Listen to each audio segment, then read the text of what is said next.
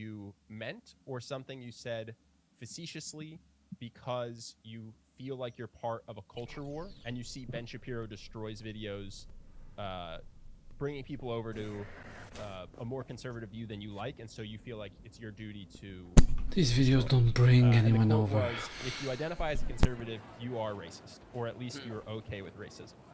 And when you say things like that, do you mean that, or do you feel like it is your job as a provocateur to rile people up, to try to further the progressive, I don't know, win? I do like riling people up, but no, I do believe that.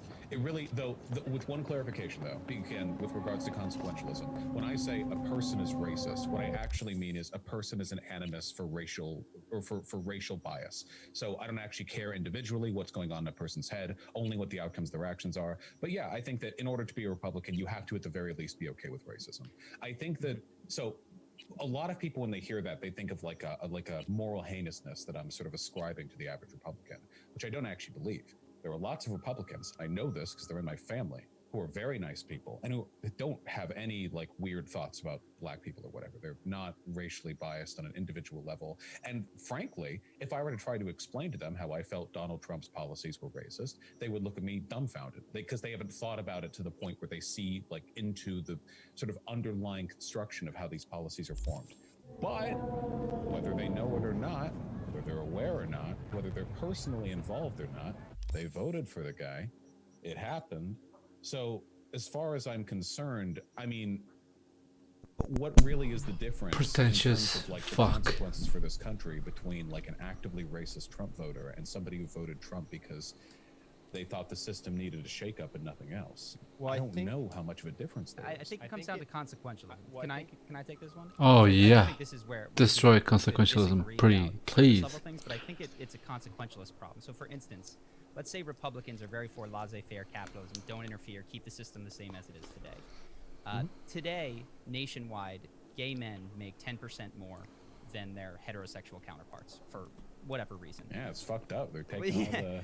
By this sort of consequentialist logic, Republicans who want to maintain that system are homophilic. They love gay people, and they dislike heterosexual people because they're supporting a system which has disadvantaged heterosexual men of comparable age and all those sorts of things. Oh my so that's what I think. Fucking destroyed.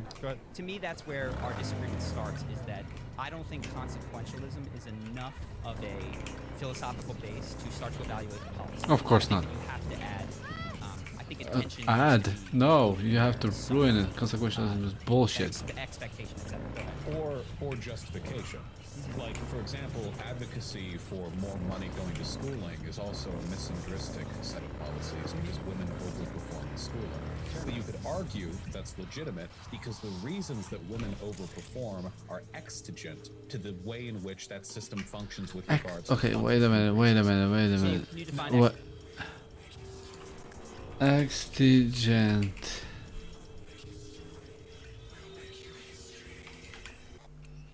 Hold on.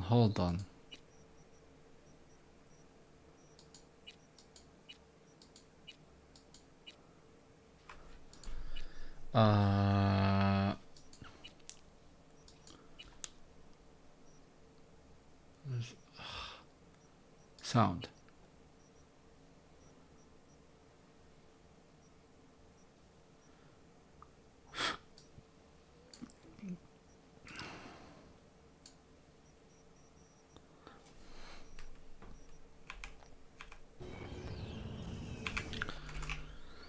What is he saying? Policy. I think that you have to add. I think intention needs to be included in there somewhere, an expectation, etc. Go ahead. Or justification.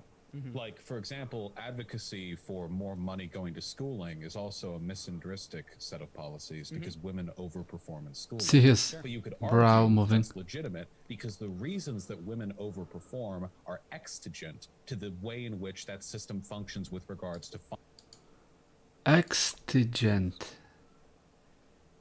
Exigent. Requiring immediate aid or action, demanding, but no such thing as exigent.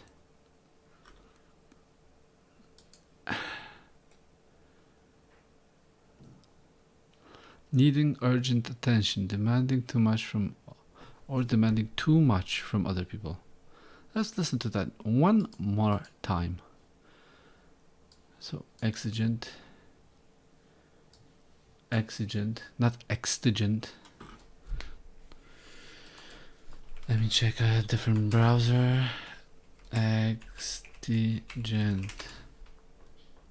Exigent. No such thing as exigent.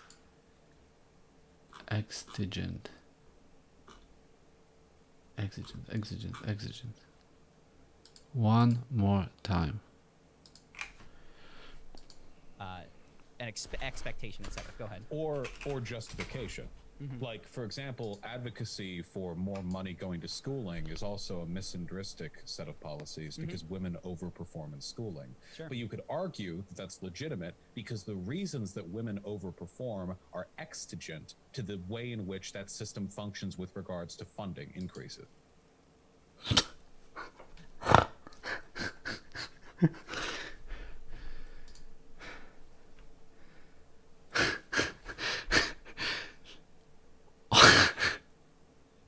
Wait a minute. An expectation, etc. Go ahead. Or justification. Like, for example, advocacy for more money going to schooling is also a misandristic set of policies. Advocacy for more money going into school. Schooling is also a misandristic, don't know if that word is, set of policies. Advocacy is a set of policies. Bullshit.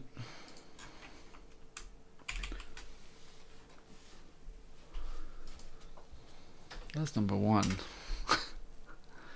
I mean, of course we know what he means. He means if we were to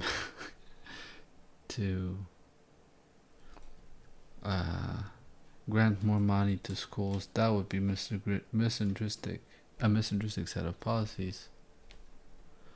But it's just, this is how the brain works. It just jumps. There's a skip in here. He wants to use a set of policies. He's misandristic. And advocacy. Going into schooling. Like, this is such a pretentious way to construct the sentence. But let's listen more. It's because women overperform in schooling. Sure. Because women overperform in schooling. Now, of course we know they overperform in learning.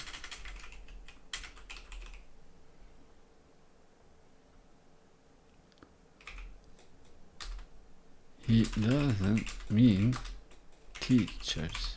So I have to clean this up for his shit. Right? Let's put it here.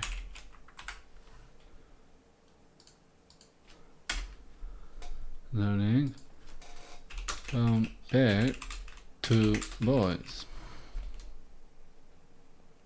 Right. Advocacy for more money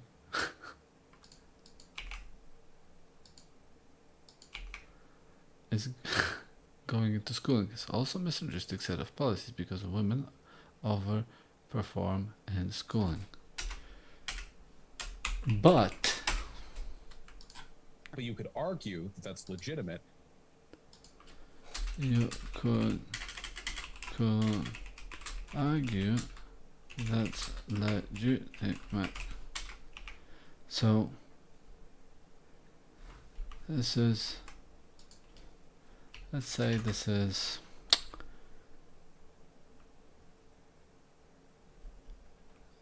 point one. Counterpoint 1. Well, fuck this. You know what I mean. Whatever was said here, this but is because whatever was said here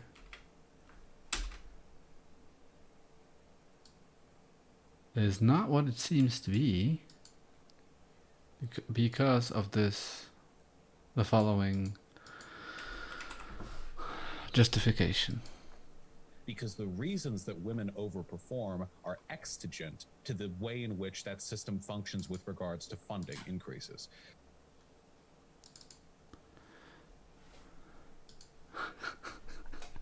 Now you're gonna see exactly why he doesn't have a fucking idea what the fuck he's saying.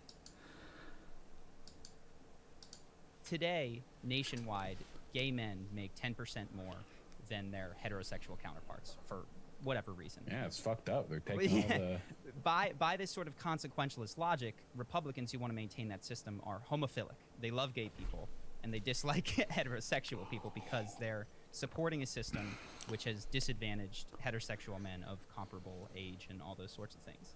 So that's what I think, and if you want to take this at this point, go ahead. to me that's where our disagreement starts, is that I don't think consequentialism is enough of a philosophical base to start to evaluate policy. I think that you have to add, I think intention needs to be included in there somewhere, an expectation, etc. Go ahead. Or justification. Like, for example, advocacy for more money going to schooling is also a misandristic set of policies because women overperform in schooling. Sure. But you could argue that that's legitimate across a whole civilization. I mean, you've got Oh my essentially God. the economic backbone for racial bias. So I don't actually care individually what's going on in a person's head or anything else. Well, I I don't think- know how much of a difference there is. I think Performance schooling. Sure. But you could argue that That's legitimate. So that legitimate. Okay, that's legitimate. Right? He's not talking about some random bullshit.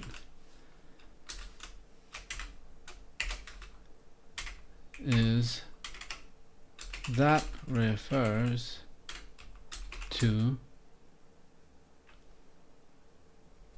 what? Okay, advocacy for more money going into schooling is also a misandristic set of policies because women overperform in schooling. He's not referring to women overperforming in schooling. I mean, that is legitimate. He's not referring to advocacy for a misandristic set of policies. That is legitimate. I mean, actually, he is. He's saying putting more money into schooling, even though we could say all this, is still legitimate. Okay? Despite all of this, although he definitely gives a reason, well, he won't give a reason why. He's saying, refers to spending money on schools despite the misandry. Right? it's legitimate because the reasons that women overperform are Because now he's giving a reason. The reason women overperform, the reasons women overperform are exigent.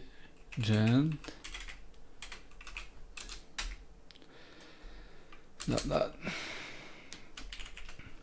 Exigent word doesn't exist.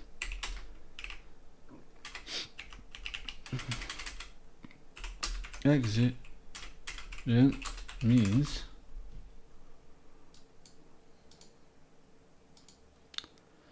Needing urgent attention.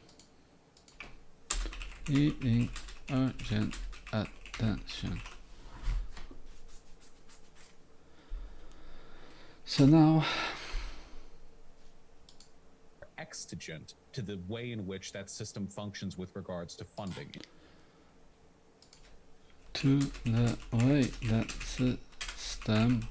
schooling system functions with regards to funding. What? It's like nonsense. Listen to the sentence. This whole fucking thing doesn't make any fucking sense. You make the sense for him. You fill out the gaps because he can't. He pretends to be smart. Or justification. Like, for example, advocacy for more money going to schooling is also a misandristic set of policies because women overperform in schooling. Sure. But you could argue that that's legitimate because the reasons that women overperform are exigent to the way in which that system functions with regards to funding. Okay. Women overperform. Let's replace this word he doesn't understand, because, and read that sentence and you'll see what I mean. Because the reasons women overperform are needing urgent attention to the way that the system functions with regards to funding. And the other meaning doesn't even makes even less sense. Demanding too much from other people. So if it's the negative one, not this negative meaning, he wants to put a but here and then counter whatever he proposed in the first section right here, but then he ends up reconfirming it. That doesn't make any sense because he wants to use the word exigent. But then, even if it's the meaning closer to the one he thinks he's using, which is needing urgent attention, exigent, needing urgent attention, it still doesn't make sense. Listen to this. Advocacy, let's fix it for him.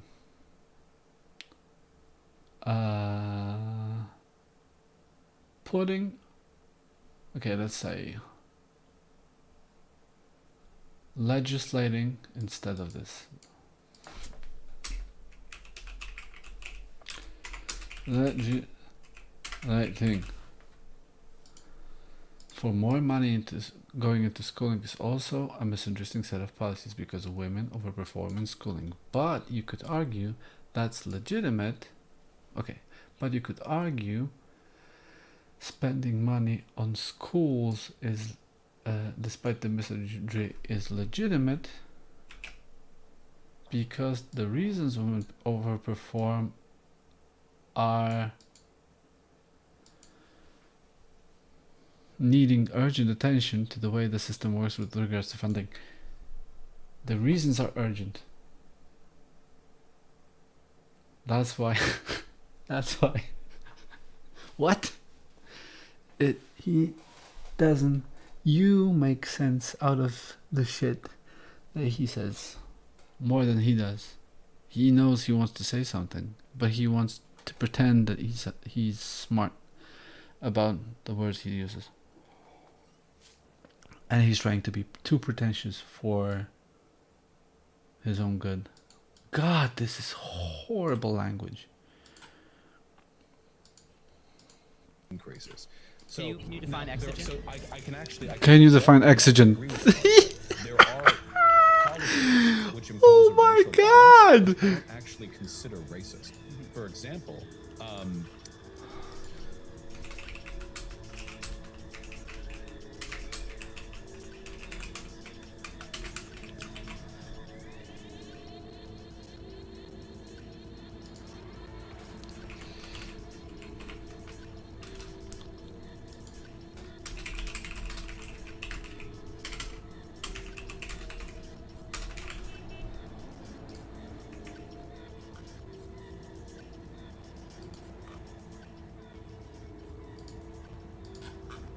Jesus. Oh, what's a good example? What's the most pointed example that I? Look how he fucking runs from it. The of like the oh god, how do I? the acting. Really, really pointed. Ah, Okay. the beard. You have to stroke the beard. You have to pretend you're thinking to buy yourself time because you know you've used the word incorrectly and the guy called you out and you're fucked if he pushes you on. Oh god, dude, I push live in him. Santa Monica. I know this issue. Oh no, he lost it. He got distracted. He got distracted. If you pushed him on the word oxygen, he No, I would mean, have what fucking we're- destroyed him. I talked to people who were here when the subway stop was, or not the train stop was set up, and they describe exactly that nobody wanted it because it had the predictable outcome of more homeless people coming into Santa Monica, staying here, and affecting the daily experience of walking on the streets. So I know exactly that. Exactly, and what a picture perfect expression of class antagonism that is. Now, naturally, the decision for like where to place these metro stops is racialized to an extent. If you place it in one neighborhood versus another, that can lead to very different groups of people having access to transportation. But I think it's entirely possible to lay down these lines, literally these metro lines, without there being an underlying racial animus, even if the outcome is highly racially biased. And the reason for that. So sorry to pause. because When you say underlying racial animus, do you mean intent-wise, or like this is where I get confused at the consequentialism meeting? yeah, sure. Without any underlying intent. Okay. Without any underlying intent, and without any like belief or knowledge whatsoever that you're affecting a kind of racialized outcome. Even though the outcome could be very racially biased. I think Wait a it's minute, possible wait a minute, that wait a the minute. Implementation of that railway and I talked to people who were here when the subway stop was, or not the train stop was set up, and they describe exactly that nobody wanted it because it had the predictable outcome of more homeless people coming into Santa Monica, staying here, and affecting the daily experience of walking in the streets. So I know exactly that.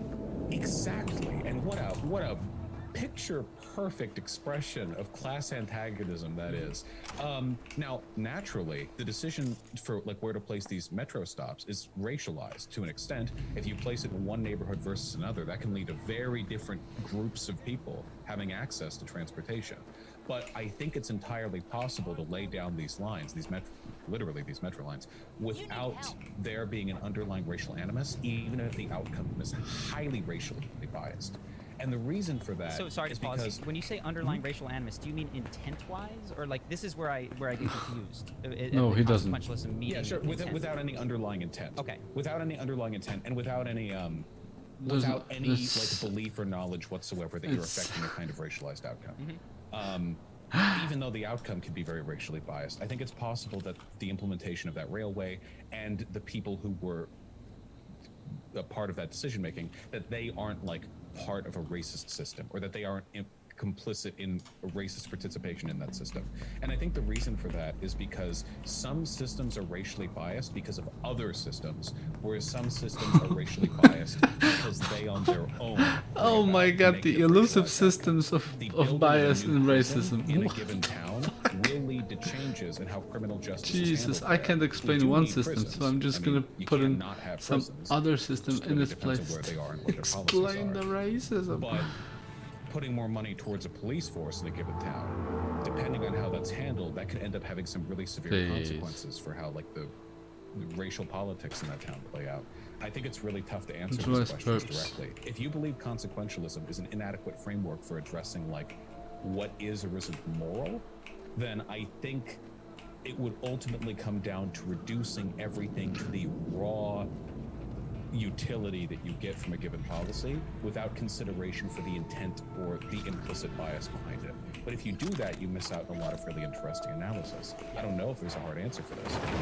Yeah, I guess what I'm advocating for with regard to consequentialism is not the removal of it. In fact, I think outcomes are very important, but you just get a lot of weird scenarios where, like, if I walk outside wearing a bright red shirt, somebody looks at me rubbernecks and then piles up and kills 8 people. Like, I killed 8. Like, there's some sort of Right. system of me wearing a red shirt that's really bright is now dangerous.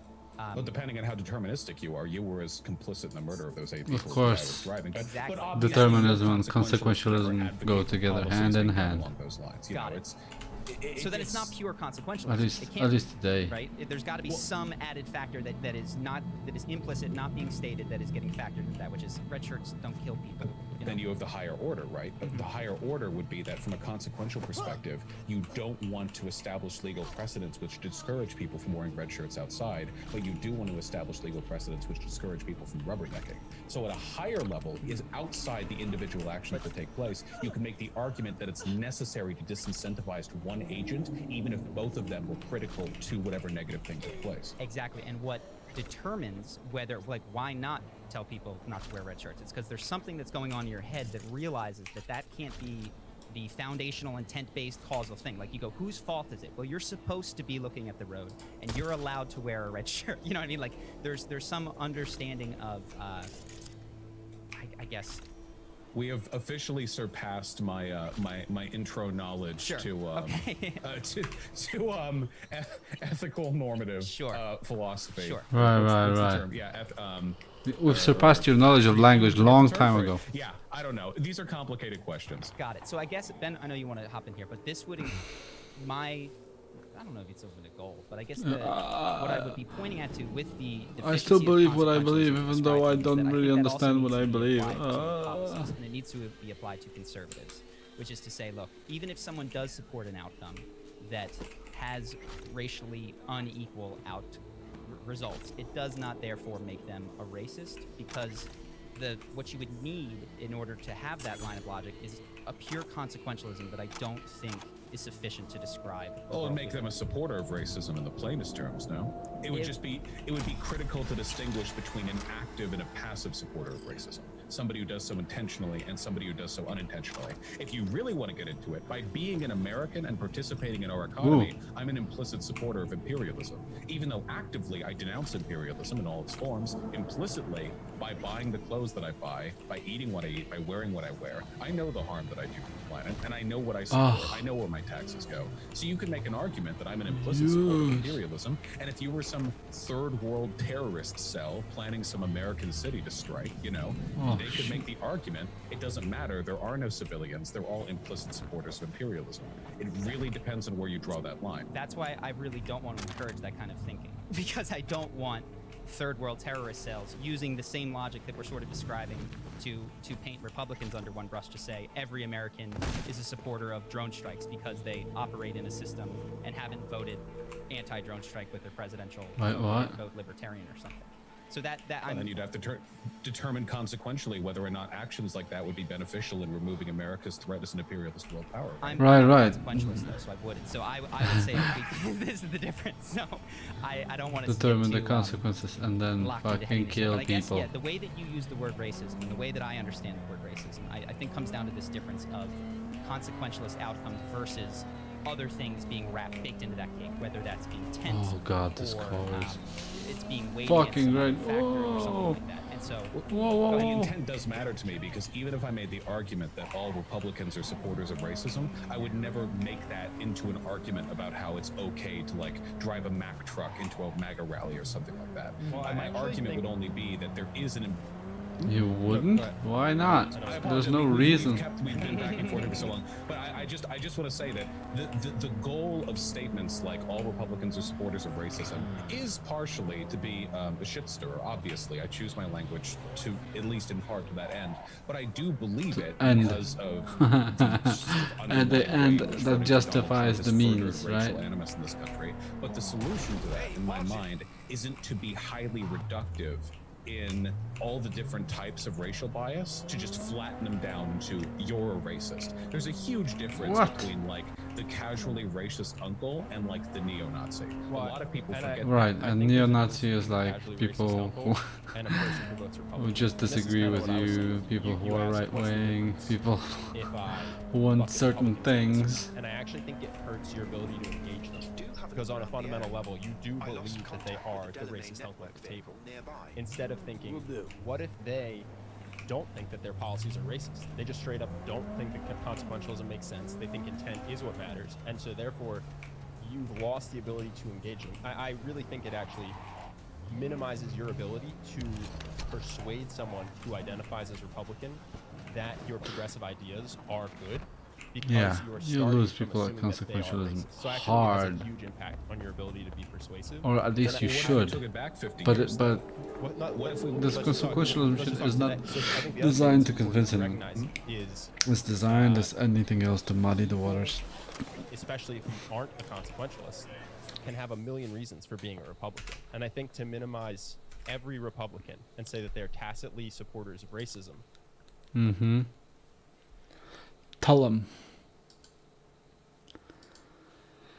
Tell them. Pompous asshole or eccentric genius.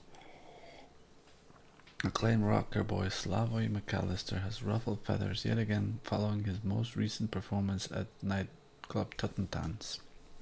While a rock concert brawl is no big news in itself, several unofficial sources alleged it was McAllister who instigated the violent outbreak after hurling a tear gas canister.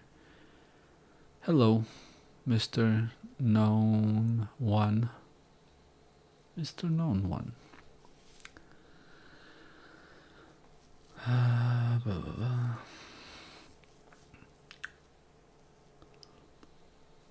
Something the song. It's not my cam. It's just a video I'm watching, and the video is paused. So hold on.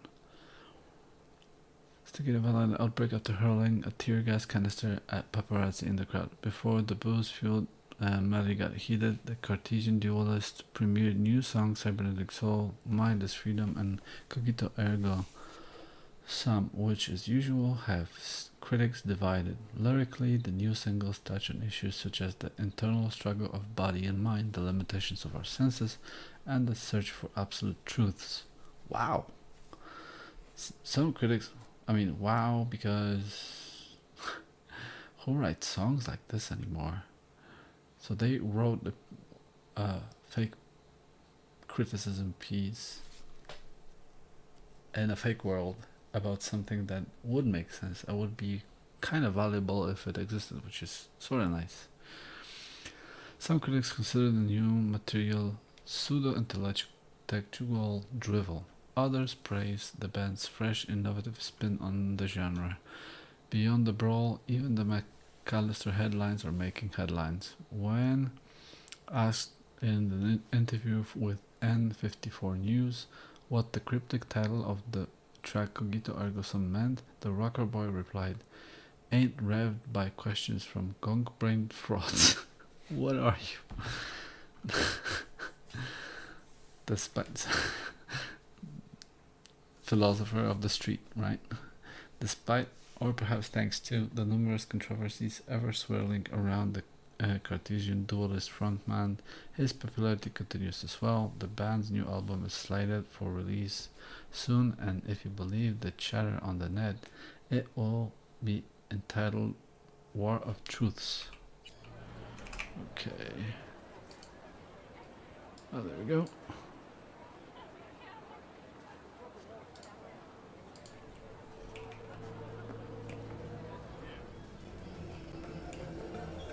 Who are you? Get.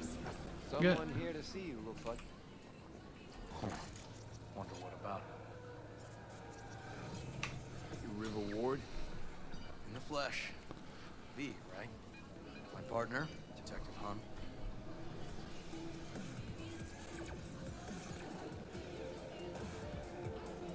Mind if we step off to the side?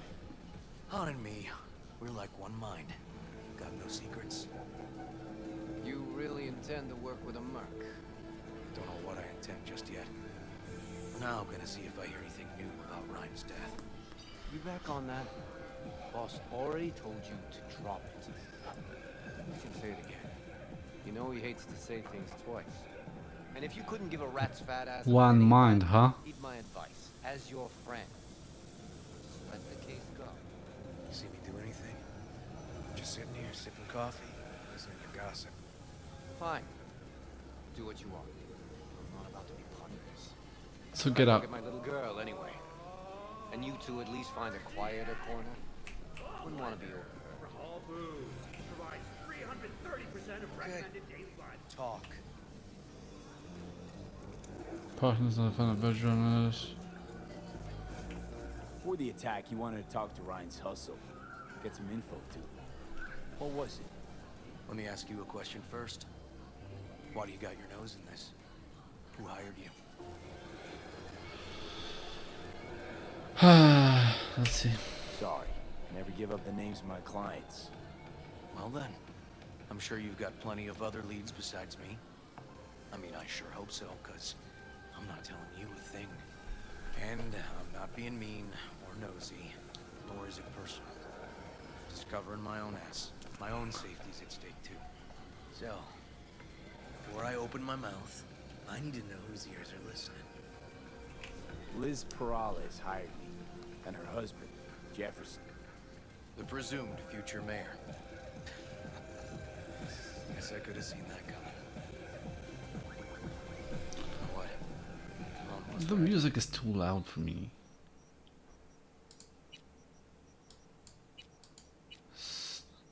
Is that sound effects volume? Dialogue volume should be up. Acoustics are a little too good in here. Oh, Got my thank car you. inside. You're reading my mind. Okay, sure.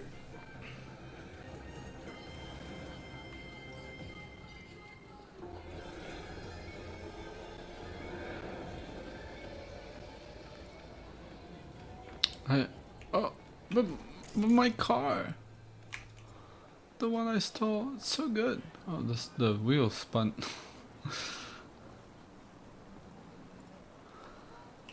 I'm gonna drive a Thornton when I could be driving this. Jesus.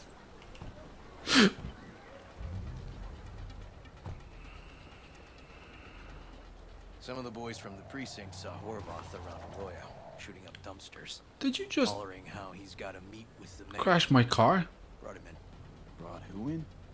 Peter Horvath, cyber psycho who attacked the mayor later. Yeah. They took him downtown, but then he got lost before they could get his statement. So you saw him as a potential threat, decided to warn the mayor. Just like that. Because you got a good heart. Make it sound like that's something to be ashamed of. Shamed? Nah. Just not something you see every day. Said he got lost. How's that happen? What's it mean? It means someone didn't want him counting roaches in a cell that day. Before you ask me, no. I got no idea who. My turn. Why's Perales looking at this now? Why does he want it done unofficial, on the hush-hush?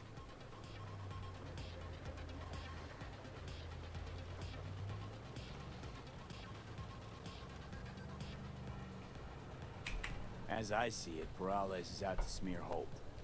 So he thinks Holt's involved?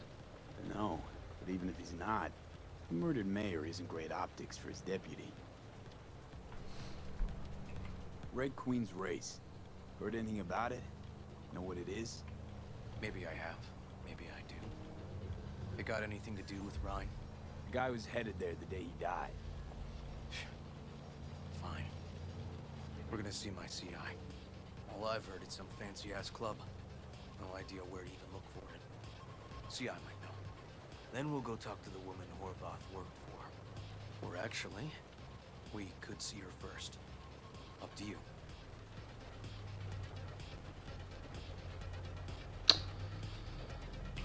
Let's go see his boss first. The guy who can afford all the chrome he was decked out in should have the scratch for psychomuting meds, too. We better check it out. Okay. All right, Chingado.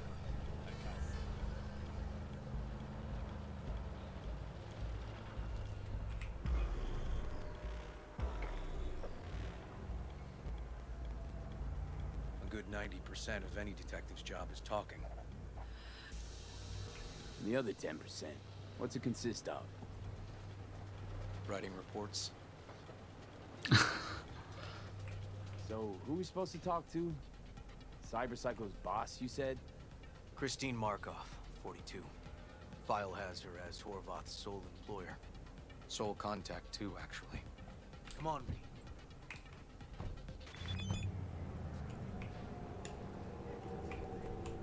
Wacko. How much?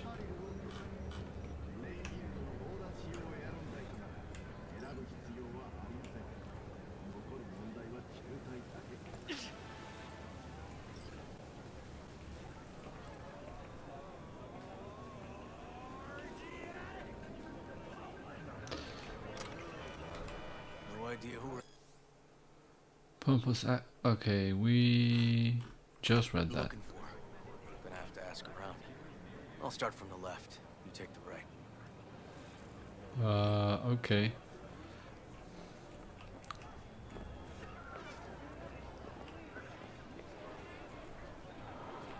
Christine Markov, know her? Has a stall here. Don't know any Christine. This isn't BD Heads Anonymous. I don't know her. Buying something? Not You get out. Christine Markov? No, but I know who she is. Stand with the tech over on the other side. You Christine Markov? No, she's over there. Stall with the tech. You Christine Markov? We have some questions. You badges?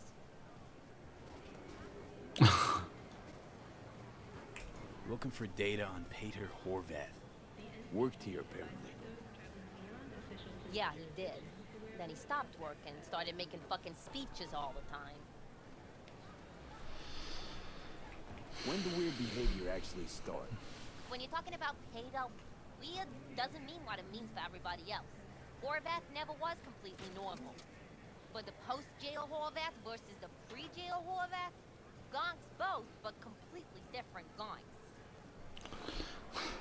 Like the accent. Horvath make good scratch here. Could have bought this whole market with the chrome he was packing. Oh yeah, made scads on scads here. Motherfucking millionaire, like we all are. So where'd he get the eddies? Know anything? Look, if I knew, I wouldn't be here selling scop to tower trash. I'd get myself an AV, fly my fucking slim ass out of here. Peter showed up one day with all that. Extra worked up, too. Whacked enough that I asked him where he got it. He said somebody finally seen what he was worth. And then he launched right into one of his tirades. These, speeches. What did he have to say?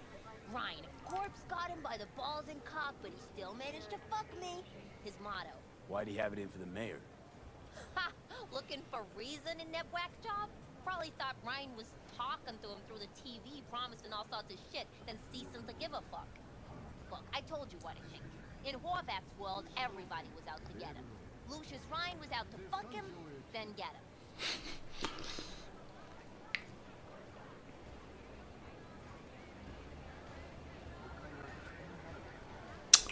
So as Horvath saw it, who else had it in for him? Besides Ryan, Madame President mostly. Then Arasaka, the Giza, and when he died, it was his son's turn. Would that be all, detectives? You're spooking my clientele. Somebody'd finally seen what he was worth. Horvath had sponsors. We might have guessed as much. Might seem like we didn't get a lot out of that. Sometimes intel makes sense once you've got some context. Say, for instance, somebody says they got a headache. Minor detail. Means nothing, right? Usually, sure. But then the guy waltzes straight into oncoming traffic.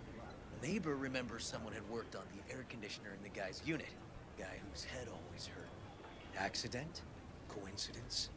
Or maybe air-dispersed poison. A deliberate hit. You actually caught a case like that? No. Made it up. Still proves my point. Wait. Great. Let me handle this, V. No. Step aside, Lug. Your boyfriend got sent up for years. Doubt you want the same. Fuck off, Kitty Claus. V. Fuck off. Let's get this party started!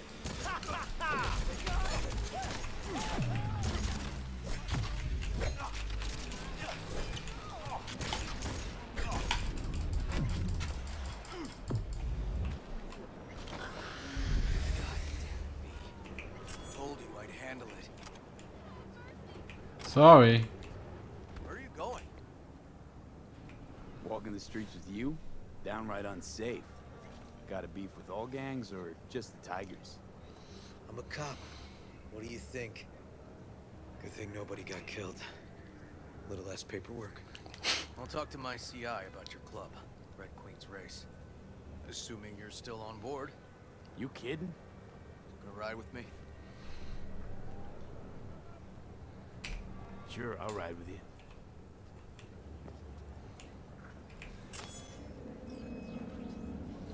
Oh, okay. Tech ability. And now we disassemble a bunch of stuff. First, this,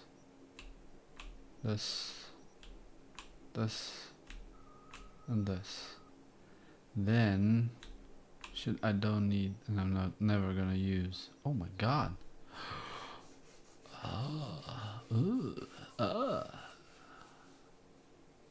Bullets can ricochet from surface. Empty muzzle slot increases damage to limbs by 5%, crit chance by 2%. Weapon is non-lethal. I'll leave it because it might turn out this one's better. This one though, bye bye. This one, I guess this one can go bye bye. I have a different shotgun.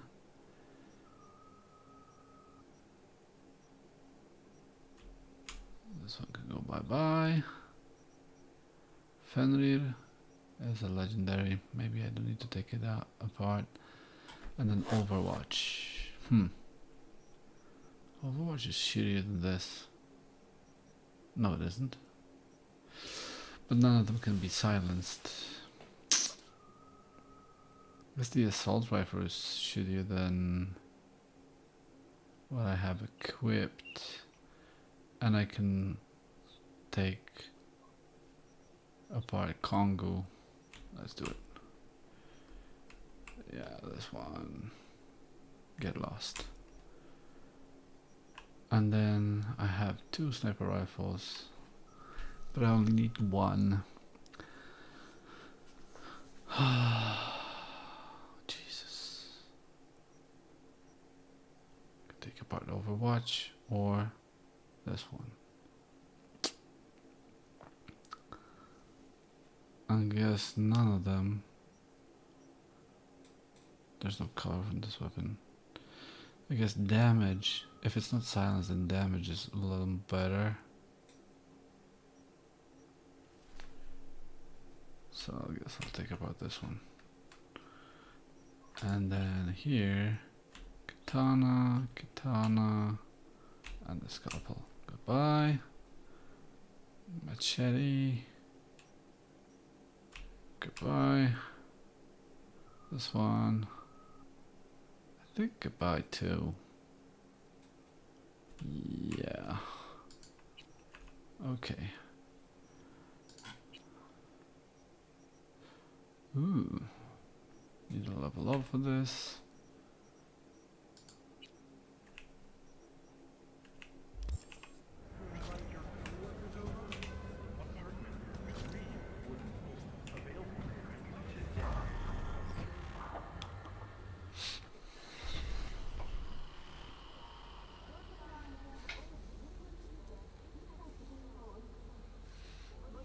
My guy works here.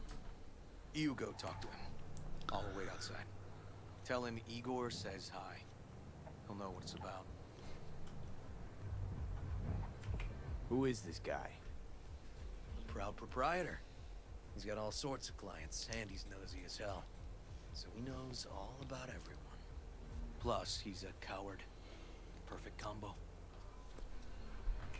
All right, wait here then.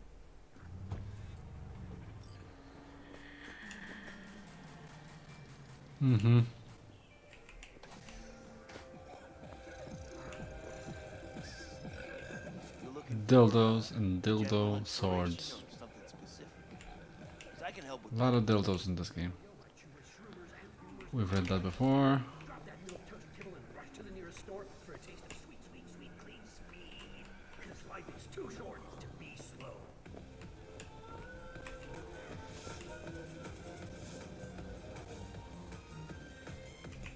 Igor says hi. Fuck, no. Said I was done. I was out. Leave the fuck alone. All of them.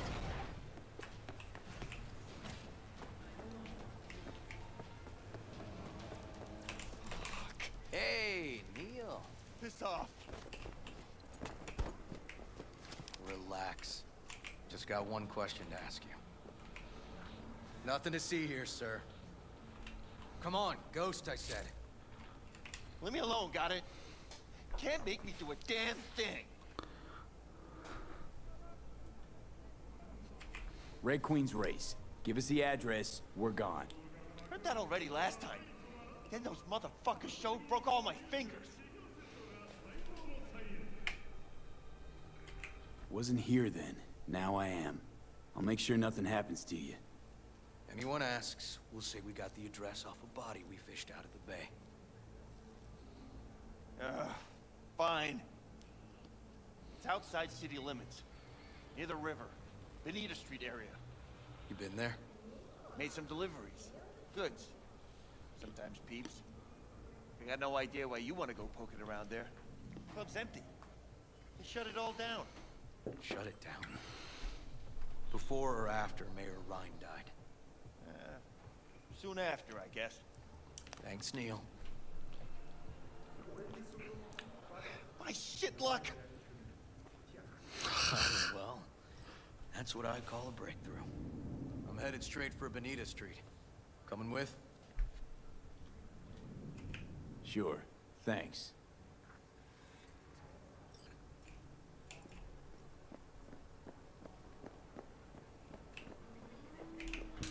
Okay, let's listen to more vaush. You would have to accept that every progressive, to a Republican, tacitly agrees that it is okay to murder babies. And so now you have a people who think that all of these people are racist, and all these people think that all of these people are proponents of murdering babies. Well, I would agree that every progressive is a tacit supporter of abortion, though, or of abortion rights at the very least. And what I'm saying is if you call it murdering babies, you lose the ability to dialogue. If everybody adopted your mindset, then there would be no way for these racists and these baby murderers to make progress together. Yes. But if progressive people can say, not all Republicans are racists, they're not all my racist uncle, and Republicans can go, not all progressives want to murder babies. They just have a different definition of what it is But to murder. progress towards what? Of Now course, these people progressivism. come together and talk, and they can Progress move towards society forward. So I actually think it's a huge babies, difference. abortion. We're conflating right? two arguments here, though. So, progressives in this country are implicitly supporters of abortion rights. If a Republican is to break bread with us, to have a conversation with us, they'll have to eventually reconcile with that fact. That wouldn't be an inaccurate statement. The difference there being, are we arguing about which types of statements facilitate the best conversations, or are we talking about which statements are the most accurate? Because I'll defend the is okay with racism statement, and I'll defend the is okay with abortion rights statement as well. But if your argument is that setting these to the side is important for discourse, I would agree with you. Which is why when I talk, of course, with conservative people, I don't open with those lines. But Bullshit. I do still think they're accurate, and I wouldn't want to be dishonest in speaking with my audience. You've spoken with the distributors and you've opened with calling him racist. You piece of shit liar. Republican with a black wife that has chosen to live in a predominantly black neighborhood. You're going to tell me that I'm racist because I voted for George Bush? Well, if Yes. you were a Republican, then certainly I would. I mean, if I was trying to have a conversation with you, I would. So walk me through this. I feel like we are what I'm seeing here is that when you say racist, you mean one thing, and when you say racist, you mean No. a very different thing. No, How no, could I he possibly doesn't. be a racist when I am black, have chosen Well, to there are- marry a black woman? there are have black chosen to racists. live- Sure, sure. Yeah, Let's. yeah, Yes, yeah, there are black the racists. It was what's his name? Clayton What I'm Bigsby. saying- What's what his I'm name? saying is that Tyron- there are Republican non-racists, not that there aren't Republican Well, racists. I mean, of it course there are. depends on your definition of racism. I Yes, think that and me, this is- I don't think Oh so. In shit, my you opinion, just fucking especially today, iced I the don't think there's a dude. good What reason the to be fuck? a Republican, I apologize. Happy I didn't skip the ride. What the I don't think there's fuck, any Rivers? element of the Republican Party that meaningfully benefits the lives of any person who's voting Republican. What if unless I were you're born, very, very wealthy. What if I were Huh? born into a religious family? I think that abortion is the murder of an innocent baby, and that issue is so important to me that I will take a lifestyle hit. I will literally vote not in my own best interest, just What do because you I mean, want to stop the mass not murder. in my own Well, then I That's would. not Then a you good would best be against the self-interest? abortion rights Why advocate, is? in which case it would Oh be my another form God. of bigotry that you would be. He's already So, assuming all I'm saying is, Wait, I'm the last wing standpoint. all I'm saying is, you said there's no good reason to vote Republican, and I'm just saying, try to have empathy for someone who has different views than you. Wait, So, hold but on, if I and have so- to, wait. But this is a critical distinction, though. Sure. Because I'm okay with. So when it comes to like talking with people I disagree with, I do this all the time on my channel. I don't think that the strategies that you would use to discuss like broader political forces and the strategies you would use to individually try to move people over are very, very different. I talk differently with different groups of people. I never. I talk differently with different groups of people. Talk different to individuals. Talk different to my audience. I tell them different shit.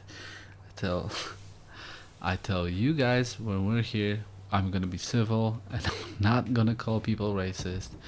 But when I'm talking to them, of course I'm gonna call them racist because that's what I do. That's what vaush is saying. Oh God.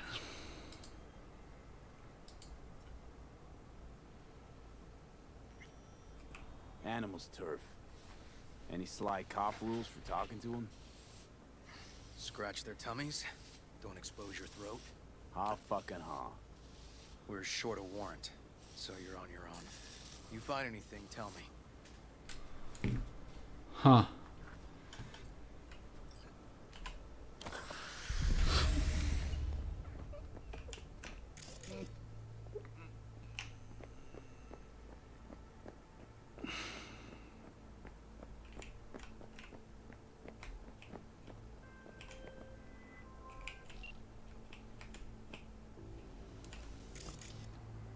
Speak.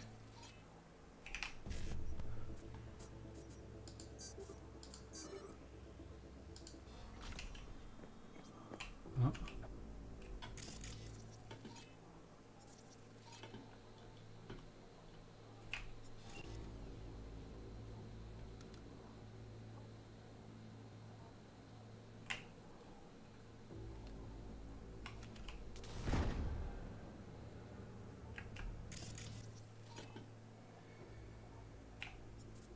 Unarmed. What? It's gonna be. I can tackle them all, right? They're all gonna have.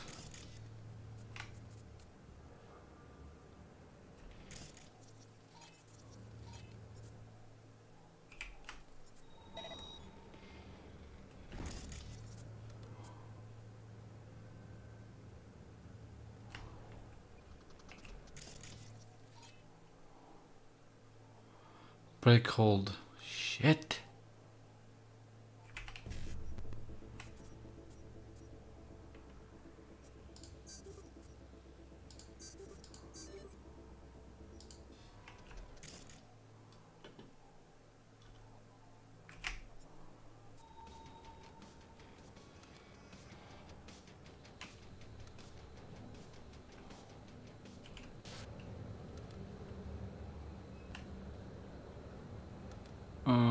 I can get through here.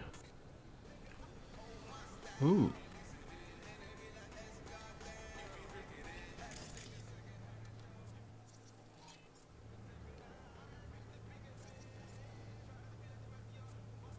The exact kind of music I'd expect them to listen to. And turn off and friendly mode costs the same amount, but turn off is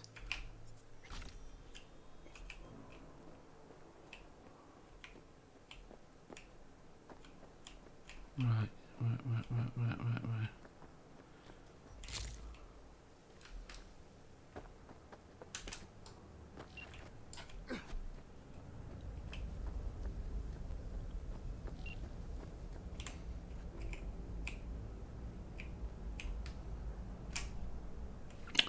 Shit, the call fucked up. I need to do this again. Okay, so it's gonna be a lot of thinking, so we're listening to more of this Lies, nonsense. But obviously, like, I'm gonna try to. If I'm like, it's the same way. But I'm saying if I was to talking that with like a person- pastor, huh? To that person, that is a good reason to vote Republican. Well, but if I accept, yeah, but then there are people who are like, I think that blacks and whites shouldn't marry. So to them, that's a good reason to vote Republican. No, we can't. I can't accept other people's moral premises. If I Well, do no, that, there's no then I let Republican myself. policy that's against mixed marriage. So that's Well, not. but there- hold on. We're getting pulled into the weeds. I think we can zoom out and you're making 2 points, and Vaush is right to point out that you're making 2 points. One is that it's an ineffective way, which he's conceded, and I think that's true. Two, and now what he is saying is that it is a fundamental truth external to me that Republicans are racist, and that has nothing to do with my perspective. Right. That is a truth out there in the world. Or that- okay with And I'm racism. saying, which- yeah, I'm saying it's really weird It's to say that a black it's either person they are racist who or chose to they're marry okay another with black person racism. It's one or the chose to other, live and in it's a predominantly black neighborhood it's just the who voted truth for Donald in the Trump universe. because they like his policies. A truth. To call them racist seems strange to me. It seems Well, like a mislabel. Wait, but I want to take this point by point, if I may. So I don't think that being black or marrying a black person has anything to do with whether or not a person's racist, because there are plenty of That's why misogynists who marry women. it's a after all, waste and of you can- time to even you can speak marry with those people that people. you have weird underlying feelings about, and you can There's be a group nothing, that you have weird literally underlying feelings nothing Sure, you that's why can I'm get also out saying of. they've chosen to live in a predominantly Except black neighborhood. Sure, but I mean, maybe a the same, little exactly the controversy. same with that. I mean, all of these things, while arguments against the probabilistic likelihood of a person being a racist, aren't arguments that they can't be a What racist. if that same person donates to black charities, to charities that help disenfranchised black But people? if they're Like, conservative That would be a very charities, strong then argument against the likelihood of them being racist. There, Yeah, there but must you can. be, I there mean, you must can be run down some set of facts that I can give you. Where Right, you but would you say can- that you person can voted do- Republican and is not racist, right? Surely there must be a fact set But if that you're, does that. you realize the argument you're making right now is that if you do a certain amount of non or anti-racism, you compensate for the implicit racism. No. of voting He's Republican. rejecting your notion that you're starting from the premise that being a Republican is racist. That's just a God-given fact. Well, yeah, and the Ben is trying to give Republican Party- examples of what Sergei wouldn't be Petrov. that. Like we have to be clear, like the Republican Party, not just with Donald Trump, but right now in the modern era, the Republican Party is absolutely a vehicle for white supremacy. So Like, this is where I think we especially- disagree. But please continue. Right, like especially for the Donald Trump administration, it's gotten worse with time. You have very obvious instances of this party openly allying with white supremacy, from Donald Trump's comments on Charlottesville to the fact that Stephen Miller is one of Donald Trump's top speechwriters and like immigration policy experts, to the fact that Tucker Carlson had a white supremacist neo-Nazi writing for him for 4 years, What? and he only got thrown out when If he you, was No. if you voted Okay. for Biden and then it comes out that Biden's a pedophile, you're not a pedophile. Or Yeah. But this is going to mix up the points because now he's I'm going to say saying that you can't it just- happened after the fact. And Well, no, but even whether or not it happened after the fact of the matter is that like the racial animus of the Republican Party is open. It's out in the air. It's not like a secret. Same thing with that your gets leaked. pedo It's a thing that's animus. there and open. Now, some It's- people don't it's in agree. the open. Some people will say that all the comments about the wall and immigration and all the collaboration with white supremacy and all the weird comments Donald Trump has made about black and brown people and all of it is just it's normal or fine or it's weird, but it's not necessarily racist. And the problem is, if we allow them those interpretations, if we allow and we say like, oh, well, it's up to your interpretation, it's a matter of opinion, you can let almost anything fly.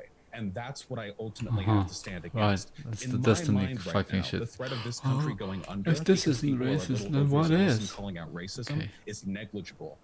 Whereas the Systemic racism. likelihood You of mean this country systemic going racism. under This isn't because systemic we have racism. rabid white supremacists who are getting away with everything they can, destroying the functionality of our government to the end of getting a far-right fascist government, that is infinitely more likely.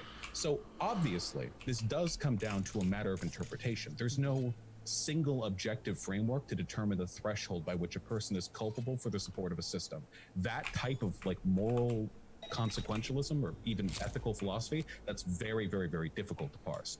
But right now, when we're leaving in the wake of an administration that is like allying with cultists and conspiracists whose rhetoric aligns with those of the Nazis, it's very difficult for me to look at that and think any modern Republican today is not at least a little bit okay with what's going on. And even if they don't see that as a racial thing, there were, and I hate to bring up Godwin's law, there were a lot of Germans back in the 1930s whose animus towards the Jewish population was not, in their mind, a matter of anti-Semitism, but rather a matter of removing the privileged class of bankers and usurers who had been bleeding Germany dry after the end of World War I. And many of these people personally were not anti-Semitic. In fact, a lot of them had anti-Semitic neighbors and then didn't a couple of years later. They were fine and dandy with Jews, but the systems they fed into, the lies they were told, and the lies they bought Still didn't led to define the outcomes exigent. that I could have predicted, or I guess that socialists at the time predicted before they were killed too, would have happened anyway. Socialists So at the end of the day, what are you willing to gamble on? The risk of calling people who don't think they're racist, or the risk of a racist government being allowed to get away with what it does without being called out for its crimes? Well, I don't think that's that, not but I don't an think easy you have, question to answer. I'm sorry for rambling. you're good. My apologies. Well, I think you can do both though. You can call out a racist government without calling every Republican racist. You can say Right. some This Republicans is are racist. There's so many- again yes, the there's difference so many- between I'm what listening is to systemic disagreements, and I what is side with Ben, but I'm someone trying to see the meta disagreement that is occurring. being I think one racist. foundational piece, and there are many, is that you're presuming that people are operating from the same fact set as you, which I think is a large presumption. And I think one of the big problems is that, like, everything that you know that you just said about our country, with aligning with conspiracists and what Donald Trump said about Charlottesville, that is obviously being filtered through headlines, and news things, and outlets that you read, etc. And you are not reading and seeing and seeing other things that other people are reading. I was not there when Donald Trump said, so what I try to recognize is that, especially nowadays with so many different channels, people are operating from two very different fact sets about who Donald Trump is, who the Republican Party is, who the Democrats are. Do you see that as contributing to why somebody might not think that, even though it's so obvious to you that Republicans are racist, that they might not think that? Yeah, of course. We live in two completely different realities. But that also would apply to the Nazi Republic. 100%. The information they were fed was not in any. They were. I mean, most of the population back then was okay with the crimes of the Nazi Party, not because they were all virulent, genetically terrible people. They were fed information that necessarily led to the conclusions the Nazi Party wanted them to believe in. Like, being a Republican is a lot easier if you genuinely do believe that Antifa and BLM are going to burn down your suburban houses. If you genuinely do believe that MS-13 is going to break through the border and start a raid campaign all the way up to, like, I'm stronger than his hold break. It's easier to be a Republican given those facts, but what we're essentially saying there is that you can't call people racist if they believe racist things because they were tricked into believing them by racists. No. I'm saying that racism, well, one, so there's a couple things. I'm saying that racism as a matter of consequence. Again, if I walk out in a red shirt and a black man gets in an accident, like, I'm not a racist because the consequences of my actions have directly led to some guy rubbernecking and killing himself. I'm saying there's a foundational disagreement with consequentialism, which I'm trying to move past. But the second piece of disagreement is you keep assuming that the Republicans are the Nazis because they're getting fed Jobs shit. Nobody knows what the fuck we're hanging around. Alpha sitting downstairs. Nothing to eat. Cheap ass cop supplements. So the certainty with which you I like believe animals. the things you believe I like is those not guys. an inoculation or insurance against being wrong, if that makes any sense. And so that you are, I guess, well Do you think suited. there's any utility in pointing out that, like, it's racist to support a given party?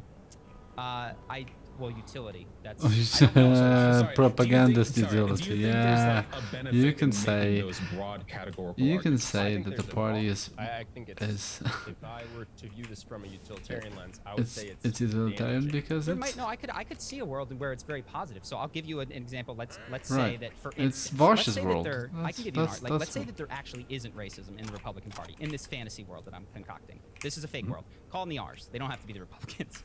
Right? No, that's fine. I can contend with the moral reality of a non-racist Republican Party. Sure. All right. Let's say that they exist, but let's say that their policies are wrong in other ways that hurt people. And let's say that you can convince people to move away from the R's by saying that they're racist, even though they're not. In that world where they are not racist, you could still be utilitarian to say that they are, thus getting people to move to the other party, thus creating more welfare for all. So, like, there certainly could be utility to it. Do I think there is? It depends on your aims, I suppose. And you'd set a precedent where it's okay to lie to convince somebody to do what you Well, think is not best. lie. You guys are using different definitions. No, you said lie. Yeah, sorry, You said sorry. lie. In this world. In this It world, is. So you're saying it's okay to lie because even though they're not racist, you're getting them to switch over. But now what you've opened up is you've given them permission to lie Yes. to get people to switch over to their party as well. So now you've created a situation where anyone who thinks there's utility in lying can lie to their populace. Yep. We're half describing politics. These as guys well, are actually because pretty smart. I don't realistically, know who any they are, political but party they're is going to pretty lie about smart. any They other get it. political party because they want to capture They the get a best lot of votes it, possible. although That's And not I- necessarily and a I I still don't reciprocated get how permission thing. That's just a thing how that they exactly do have to and do when. forever. Yes, and I think we would be better off if people like us and people like you were to not do that. Well, sure, I don't lie. I mean, or at least I certainly try not to. I've certainly said things that were incorrect, but I try to correct myself after the fact if I can. Sure. So that's my counter argument to the Sure. So utilitarian justification. So I don't want to. I have lost my bearings right now. So let me just ask you to go back to sort of the root of this, and then we'll try to maybe move to something else. Is when you say racism, correct me if I'm wrong in my understanding. Racism as a system is when you support. It can be. It doesn't have to be. When you support a group or a political unit that has outcomes that disadvantage a certain race, that would qualify for racism. Yeah, I would say like any racist is a person who participates in a system or contributes to a system of racial inequality. Got it. So, and again, like, is every American who votes in an American election racist because there's more Asian people in China and we're not voting to give our money to China? Does that? Well, I don't think anyone expects the United States of America to have to distribute affirmative action money across like the entire globe. What we're mostly talking about is what are the expectations? Well, because I think if you're voting in a country, you expect the country to be reciprocal to the interests of the people within. Reciprocal. Well, if you're again, though, I think this breaks down. If you're voting, You're expecting you the would assume country that to it's- be again, it's not about reciprocal. interest, the Again, affirmative action thing. It's stuff about that doesn't mean anything. who they He feel doesn't. deserves that money, but we're past that with the consequential. He doesn't understand the word argument. What we're saying is reciprocity. if it has an unequal outcome by race, that is Whoa, racist. hold on. I may have misrepresented here. So in a nation, I think that it's expected that the nation represent the interests of those who vote in that nation. This is a part of democracy. I don't think that it would be fair if like every country that isn't China gave all their money to China because China has the biggest population or whatever. We vote in this country, we expect the country to do for it what it can, its citizens. I think that's vaush comes out America first. Get behind as a consequentialist. If we're talking about the internal mechanisms of this country, historically, all political parties have been racist political parties. If you go back 50 years, it's not like the Democrats and the Republicans were like, it's not like the Democrats were like super duper pro, racial unity. There were plenty of racist Democrats. The Dixiecrats were a prominent political force until the 1980s. The party switch has left behind like a huge gap in its wake. Currently today, as far as I'm concerned, the Democratic Party is still a racist party. I still support that line of reasoning. However, I think every Democrat. Well, with the Democrats, do you think that they are anti-Asian because they want affirmative action laws, for instances, that would disadvantage Asian engineers in favor of black engineers?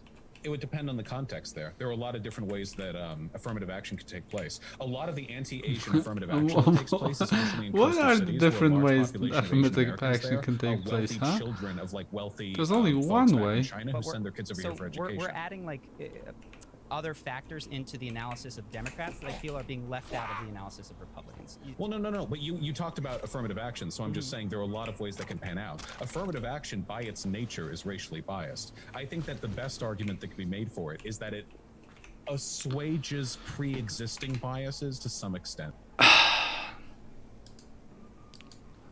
Flailing your hands and saying a word you think you understand.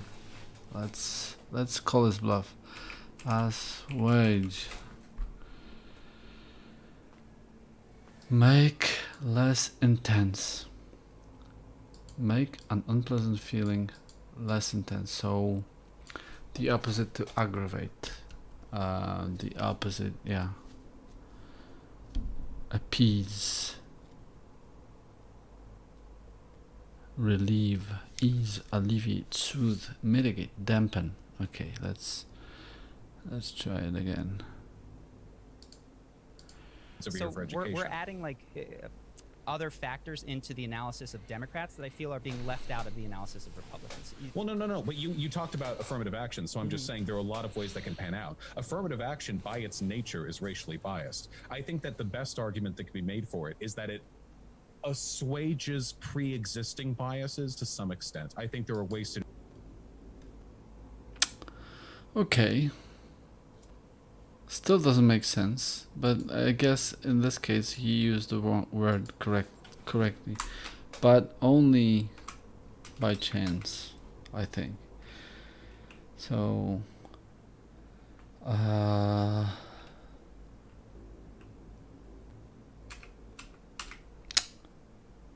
affirmative action is racially biased to begin with, but something like that, right? Action, by its nature, is racially biased. By its nature is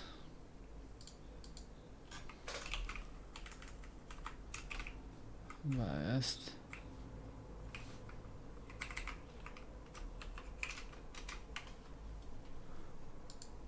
I think that the best argument that can be made for it is that it assuages.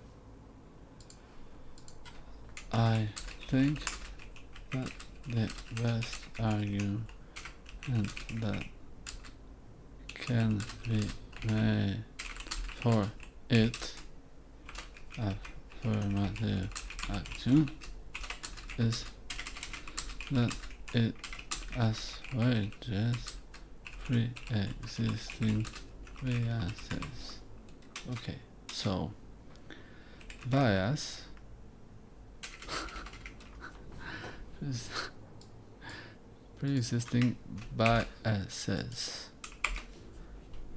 but so affirmative actions is by nature, so it's already pre-existing.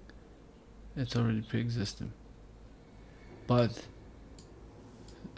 it alleviates its own pre-existing bias. That doesn't make sense. Again, he just wants to use a fancy word to obscure the non-point that he's making, the point he's not actually making. It's better than this one. It's better. It's not completely incoherent linguistically, but it's just completely incoherent rationally, logically.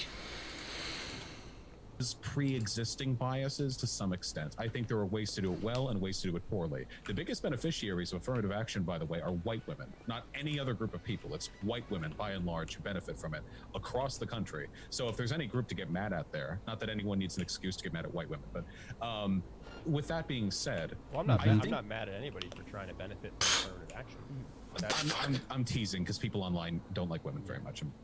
But with regards to no, I don't mind people taking advantage of the systems as they exist. With regards to like whether or not you're a racist for supporting X or Y, though, there are like descending tiers of arguments you can make here, where being an American inherently means you're a racist because you support the implicit genocide of the Native American people or whatever. And you can make it more specific too. You could say it's not all Republicans who are racist. Actually, it's QAnoners who are racist. And of course, QAnoners are almost always Republicans, so it's like a tier within a tier. But if we're talking about party support, and that's usually what I'm talking about. I don't argue with many QAnoners, but I've argued with plenty of Republicans. We're usually going down to the lines of which party is better, the Democrats or the Republicans. And to split that line, because you have to have a medium point, a focal point, to split that line there, to me, it is inarguable that the Republican Party is the party which is more racist. Seen the club. Not just that they're more racist, but that a tremendous amount of their public outreach is mobilized around kowtowing to racist language and to pre-existing racial biases. And what I find when I argue with a lot of these Republicans is some of them are just virulent racists. You have those people. A lot of them aren't, but a lot of them have preconceptions about racial policies in this country that are I guess nobody's in the club. informed by white supremacy, even if they're not like personally hateful towards black people. For example, and here, by the way, would you say that a person is racist back in the 1960s if they didn't support Martin Luther King's civil rights movement? It would depend on why, is what I would say. If they thought he was a serial cheater and they're like, I can't get behind that guy because I'm a Christian and that's like the worst thing one can do, even though I support Malcolm really X wanted or to something. cover up It would depend whatever on, it was that on went the down. reasoning behind it. What should we be looking Sure, for? well, let's say then, like, support the movement. That looks like an office. It would depend on what the movement meant. I think this is one of the issues with BLM is you support the movement, right? It's like, well, what do you mean when you say support the movement? So I don't know a ton about what the issues were back in the day, but I could conceive of a world where someone would not support the movement, think they were doing it. I mean, like, didn't Malcolm X not support the way that he was doing it? Well, like, Malcolm X was a part of the movement. He just didn't like the fact that Martin Luther King tried to kowtow so much. But Malcolm X changed his mind down the line. He became less separationist. I guess the point is that it's conceivable that somebody would not support that movement and not be racist. I think Malcolm X was not racist, even if he didn't like the movement. Yeah, like there are ways to not support the movement because you have specific concerns with its underlying motivations or whatever. But I mean, like a person who just doesn't support it, not because of like the tactical concerns, but a person who just like you ask them, hey, how do you feel about MLK and the civil rights? And they're like, nah. Like it would depend why. I would have to ask further questions. That would be my answer. Right, but the subsequent question would be, what reason is good enough that you think it's okay to deny black people first-class citizenship because of your pet reason? Well, they would say, for instance, and again, I think there's a lot of implicit demeaning undercutting your pet reason. Like maybe to them, their reason. Let's just pretend that this person is they're a Bible preaching Catholic, and they think that the judgment day is coming, and if there's a preacher who cheats on his wife, that the world will not be saved. So in getting behind Martin Luther King and increasing his ability to cheat on his wife, despite the fact that he's a holy man, is going to condemn all of society to burn in hellfire. I would find that to be, for them, incorrect, because I'm not religious, but a sufficient reason that would not make me categorize them as racist, just wrong about Christianity. But then wouldn't that mean that it's impossible for any cultist or any conspiracy theorist to be racist or sexist or anything? Because they would always have a way of justifying. What if they just said they don't like black people? Then they'd be racist. I really have to hit on this, okay? I really have to hit on this because historically, most racists, even back during the slave days, wouldn't say that they supported slavery because they didn't like black people. Sure. A lot of people back during the slave days supported slavery because they thought it was the natural order of the world. Yep. There's nothing implicitly racist about believing in a natural order of the world. But if it leads to you supporting slavery from like, not even just from a consequential perspective, just from like a pragmatic perspective, I think it's okay to refer to that person as racist. Sure. If a person is anti-civil rights movement because they have some like specific personal issue that isn't in line with the way that movement runs, what they're essentially saying is that whatever their opinions on like racial equality, they're not important enough to them that those would take priority over their personal issue. And to me, that would a racist make. Or they might think that it could have the opposite of the consequence. They might think that that particular movement is going to set them back 20 years and there's a different, like... Sure, but that would be like a strategic concern rather than like a problem with the aims of the movement itself. So this is why I think strategic concern. Longer questions than do you support X are very important, or longer answers are very important. So you'd said something that I wanted to go back to. Yes, let me tell you where I think that your intuition is dead on, is that you can't take people at their word.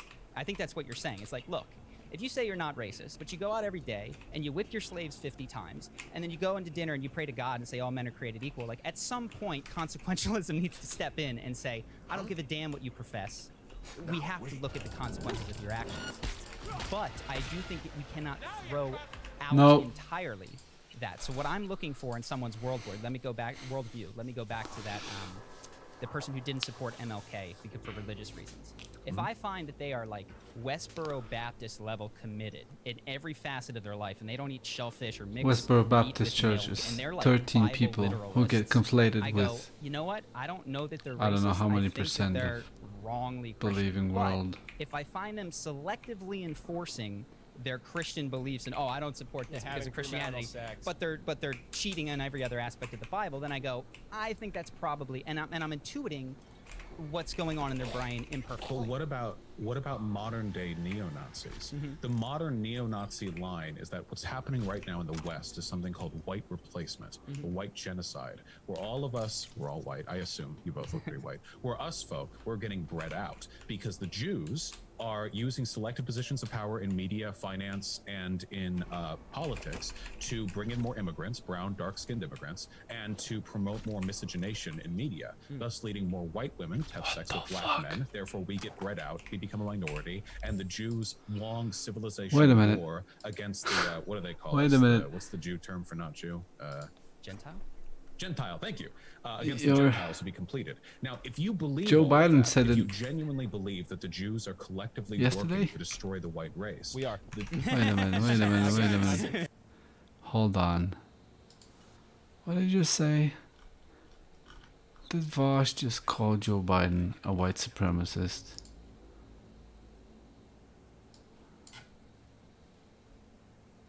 Doomed. It is doomed, not just because of African Americans, but because by 2040, this country is going to be minority white European. You hear me? Minority white European. And you guys are going to have to start working more with Hispanics, who make up a larger portion of the population than y'all do. This country is doomed. It is doomed, not just because of African Americans. I've been to the meetings. I got bar mitzvah. I'll tell you. If you believe all of that, the follow-up points, we need to commit to the extermination of the Jewish people to defend ourselves, or we need to What? Why is this a follow-up point? ethnic groups so that we can practice Is our Joe culture and Biden marry having in a peace. follow-up point? Actually follow fairly naturally. Yes. If you believe you're the product of a deliberate targeted genocide by like a conspiratorial group of We read ultra-powerful that Jews, before. those consequences necessarily follow. But that's the thing though, right?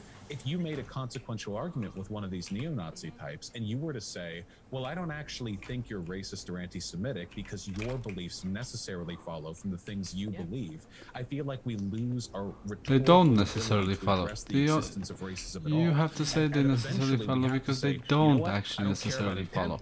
I don't care about justification. How is I it don't care possible about that what Joe comes out of your Biden- mouth. The only thing I care about is you want a white ethno-state, you want to genocide the Jews.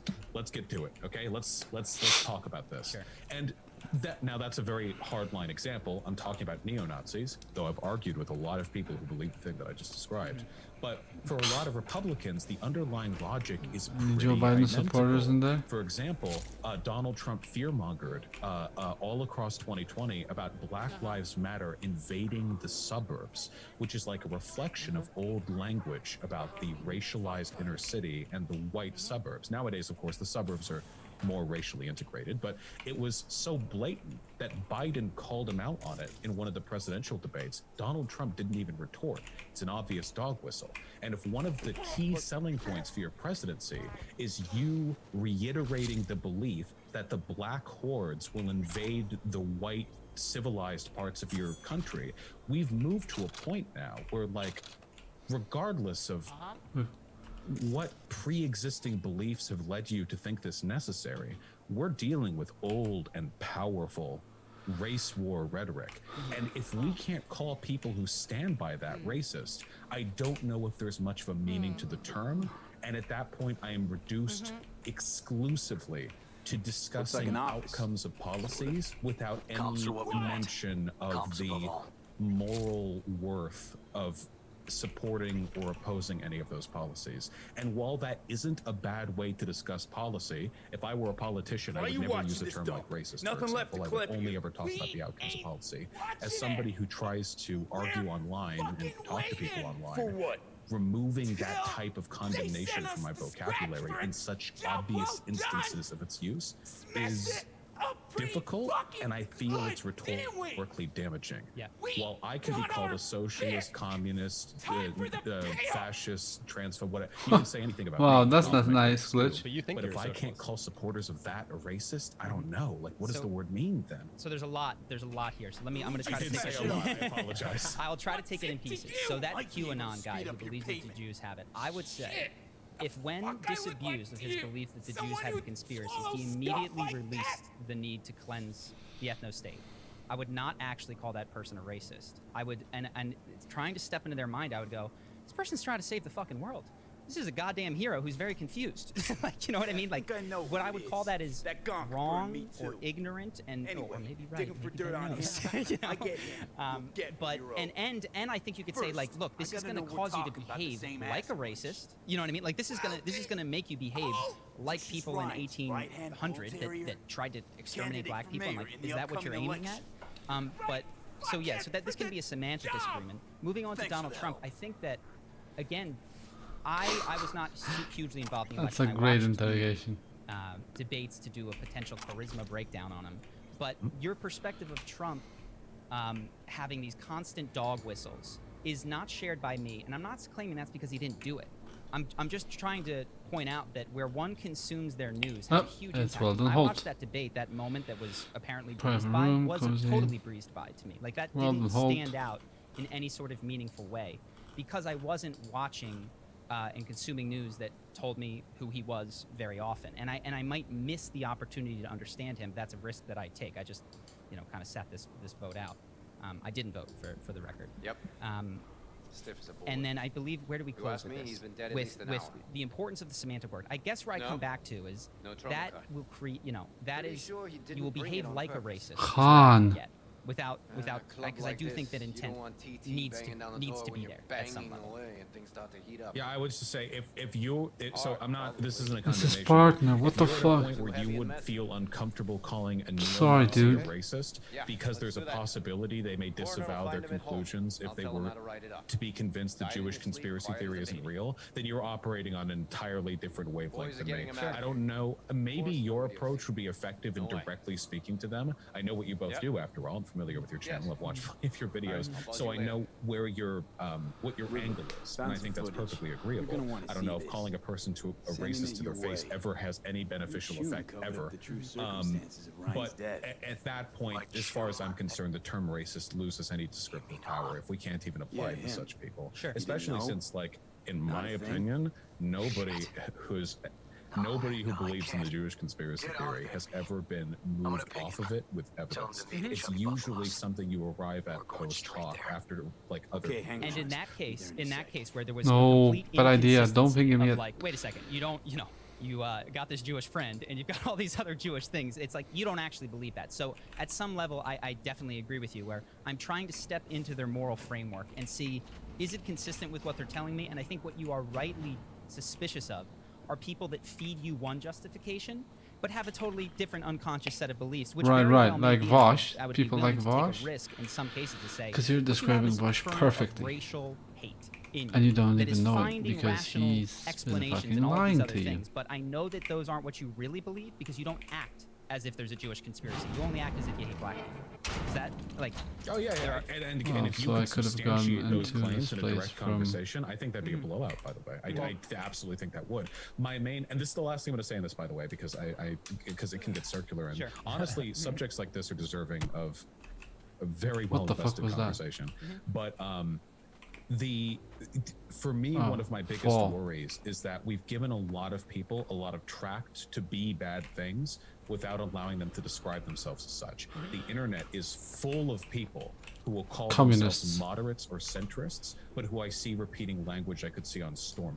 On any super leftist forum,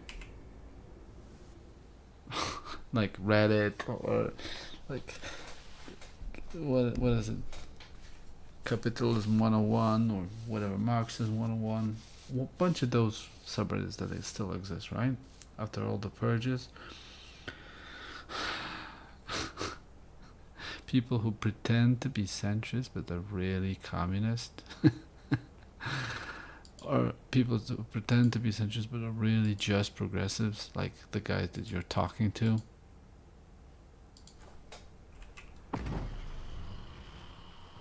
Fuck. the internet is full of people like that. What the fuck happened? Because, rightly so, a lot of conservatives have realized that if you call yourself a neo-Nazi or a white nationalist or whatever, people will instantly disregard what you have to say. So if you say you're a moderate centrist who's disillusioned... If you no, what you're admitting right now, and I had a sense this was coming, is that you can't admit that you're a communist because it's not socially acceptable, which means something that happened between now and 2016 worked, and communism was made politically incorrect again, but it was starting to be politically correct. Not even why you jumped into this mess to begin with. Just want to know. Who gave you the order? What's the matter, River? Why do you even care? Your conscience is clear. You can sleep tight at night. You know why? Because I took all the responsibility. You got no idea how this city works. Think a goddamn inspirational, idealist bullshit actually means something? It doesn't. Never did. Hey, don't look at me that way, Merc. You know I'm right. Not from here. Came from nowhere. Ah, Nomad. See, the NCPD? That's my family. That's my clan. You just don't break with your family. You don't turn your back on your people. Bull fucking shit, Han. Fraternity of cops resembles a clan, not at all. Loyalty. A blood bond. Serving an ideal greater than the individual. Need I go on? V. Appreciate the help, but this isn't your biz. I'll take care of it. How you gonna do that? Am I under arrest? Got a scroll, got a motive, got your confession. So yeah, you could be. But it wouldn't make much sense. You don't even gotta say who ordered you to go and clean up. I know anyway. So since even our brass's fingers are all over this, I gotta take it to internal. They won't do a thing either. Not to me. They'll put you in their sights, though. Just go home, Ward. Get some sleep. Find all this easier to take in the morning. I mean, that's my plan. Shit. He's fucking cold. Fuck. This motherfucker is colder than I am, and I'm 12 cold.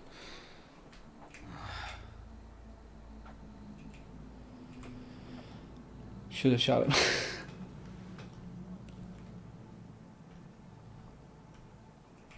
So, what now? Won't let this go.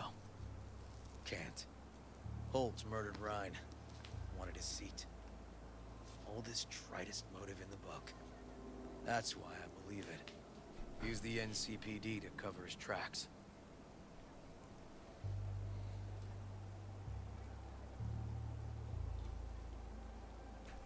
Also think it was Holt. Only one who stood to gain. Taking this to internal affairs. Got enough to get this case reopened. Do it. And you? Gonna report back to the paralysis? Yep. Okay. I'm gonna stay. Observe a little. Thanks, V.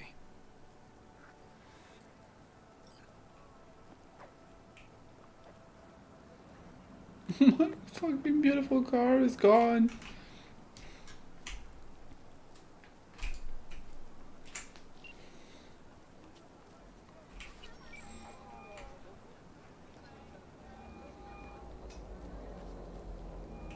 So, about Rhine.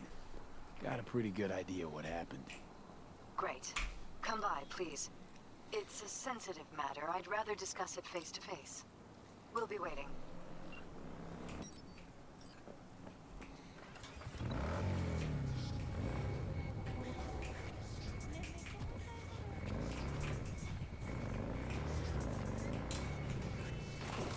While I drive, let's listen to this liar a little bit more. With BLM after you got treated poorly at a protest for being white, and since then you simply think we need to curtail on a couple of immigration policies, people will listen to you. and people will subscribe to you. And I just People don't will like it subscribe to you. when we aren't willing to give name to phenomena which are really common to the human experience. A lot of people treat racism like it's this magical, ethical deformity. 40 years ago, the majority of the American population didn't think black The and white term people should racist fight. didn't Most of the people who exist voted in that poll are 70 still years alive. ago. This is not like an invisible phenomena. It's just a fact of the world.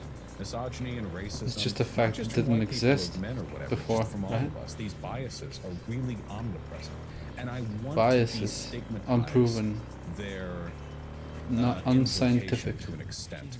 I don't mean it as a great moral denunciation. I'm willing to admit, for example, that I have racial animus within me. I would be comfortable with somebody saying that I am in part racist because we are all raised in a society which imparts on us certain biases. I live in a white supremacist society. I'm going to adopt some of that. It's in my head. You just got to be aware of it. Try not to go crazy with it, you know. To me, it's not this great moral condemnation. And I think this and is if we could all address it that way, I think it'd be easier to weed it out. So listen, I'm Jewish. I'm going to tell you, I'm sure a lot of neo-Nazis are racist, okay? If you look at my voting history, excuse Democrat, so it'd be weird to call me a Republican given that that's not where most of my voting goes. But I just think that to say that a Venezuelan person who moved here and decided to vote Republican because they have experienced socialism, meaning the death of a country, and going, I know why you voted for a Republican. You're racist. And then they tell you, no, that's not the case, actually. If you look at my history, you'll literally never find an action that looks motivated by racism. But here's why I voted for it. It's because I think socialism is dangerous. And then you go, no, it's because you're racist. That just seems very strange to me. It seems like Well, it could be both. We have to accept that there are Republican voters motivated by things other than racism. Well, I didn't just say racist. I said, whoa, hold on. I think I'm being mischaracterized here. I've never said the only reason a person would vote Republican is racism. Just that if you vote Republican, you are at the very least okay with racism. Okay, no. You can have other motivations, but then you would be saying like, yeah, I think that I voted Republican to stop the advent of socialism in the United States. Okay. And I'm okay with racism as long as we also achieve that goal of mine, you know? What about if I say, and I don't think that the person that I voted for Senate has racist policies just because they have an R next to it? Well, then there would be one of the people who could support Mitch McConnell's like majority in the Senate, which means that they would continue to have a stranglehold over the ability for progressives to pass racial legislation in the country. I mean, eventually it all boils down to the same power structure. Maybe they think the progressive racial legislation Hello, V. isn't Please come in. isn't going to solve racism. Make yourself at home. Has I misunderstood guess what join racism us is. shortly. let's not keep on this one. I think what Ben is trying to say is that there, and we're not going to get to an agreement, that there are reasons that someone could be completely not racist and vote Republican, and that could include not believing that progressive agendas to end racism that they say will end racism, that they think it will make it worse, for instance, and you don't see Like they think defund the police would be a bad idea? or something like that. Sure. Yeah, that they think any... Whatever it is, whatever the Green New Deal, I don't know, I'm not super big on. You haven't an idea what you're talking about. The green-haired woman snorted and mockingly smiled. I've visited many worlds, each built on a lie. Although this might be the first time I've seen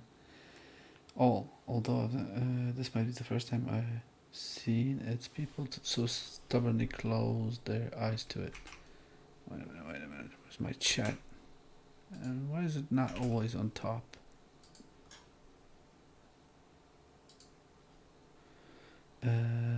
Appearance. Always on top. Bam.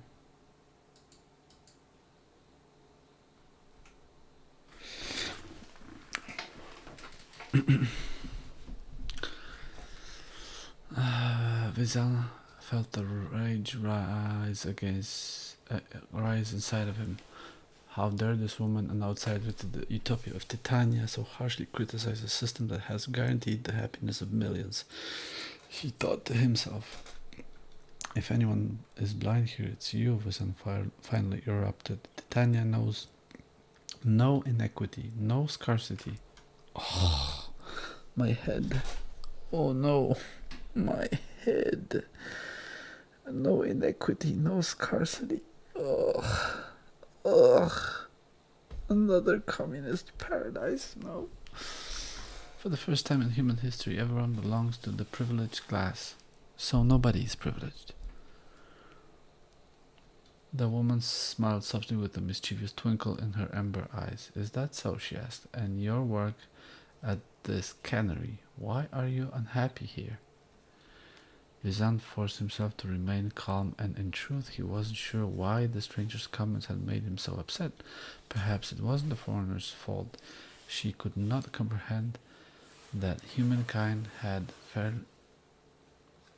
finally achieved the ideal society. Her home, as she described it, resembled a primitive world, one long tainted by the stain of feudalism. In a sense, she was like a child, intelligent, yes, but ignorant and self-righteous to a fault.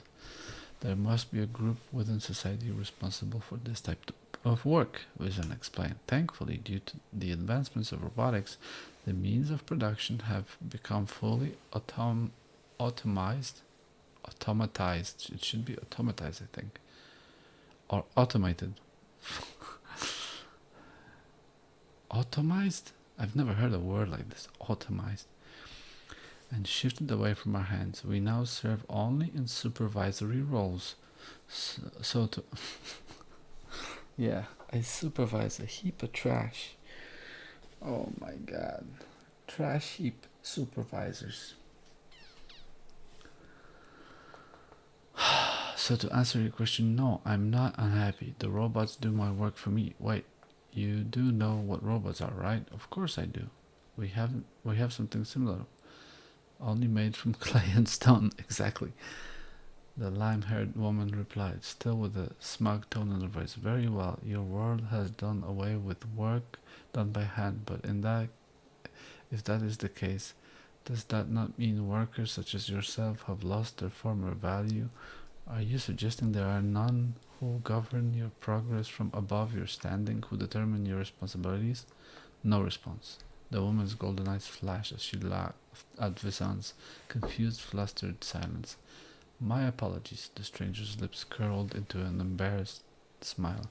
Maybe you are an equal member of this corporation, but of what I've seen here, nothing about it matches what you've described. Very good, actually. Very nice piece of reading. And Right. I mean, no, let's just say talking they about looked policy, into we have to the. get specific. Oh wait. Whoever it is they vote. Have a seat. No, vote for Perales. A no-holds-barred candidate who, with an entrepreneurial flair. What am I fighting for? An end to mega corporate influence on Night City politics. Oh my god. It's Trump. Naysayers be damned. We can do it. All I need is a token of your support to run a campaign without corporate funding. Together we can win these elections. If I win, you win. What do you get in return? Truly independent Night City, an end to mega corporate rule, an end to making decisions that affect the city and its people from behind the mahogany desks of board members. Is this desk that I picked it up from? It's marble, right? It's not mahogany. Set foot on the streets of Watson or Pacifica. Equal opportunities for everyone and access to education. During my first year in office, I pledged to create 20 full and 30 partial scholarship with the eventual aim of funding the education of the 200 most gifted students every year. Wow. Okay.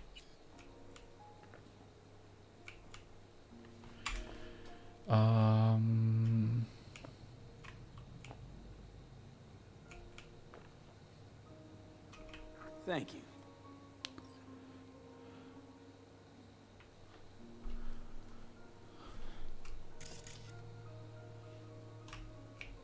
Good to see you, V.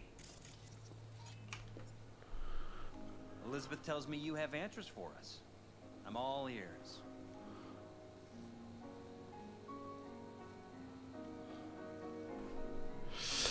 Case is pretty complex. Leaves a lot of questions unanswered. I'd rather not draw any conclusions yet. But you must have an opinion. Jeff, honey, read between the lines. The case is complicated, but dying at home of a cardiac malfunction That's not complicated. So we were right? Yes. And that's enough for me. We have to be careful. Very careful, Jeff. That's what V's trying to tell us. Thanks for your help, V. Your fee. What?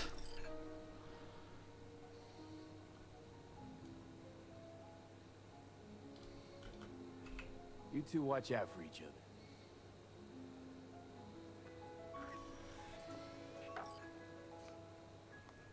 Oh, good money. Hey there. Now, where did we leave off?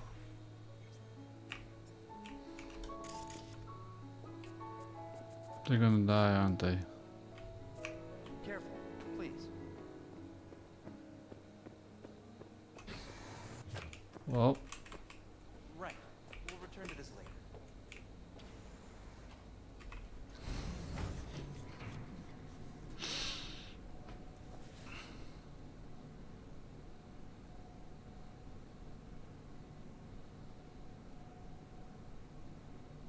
what's going on with the map? Oh, the building is changing. The floors are changing. Wow. That is sick, actually.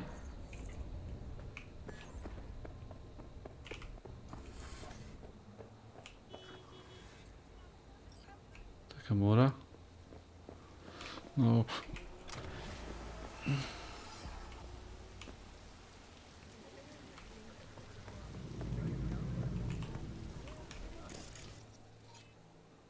Trauma team. Understood. Medical assistance. Hello. What do you have? Corpo Ripperdoc. You new here? Seem to remember this ugly, slimy gonk. Type with oozing flesh running this shop. My uncle is not a handsome man, I know. But he is hard to forget once you see him. Preem, yeah. Nothing like serving up a howler first time you meet someone. Talk to him. You think it's a mistake to speak the truth? True or not, it was rude.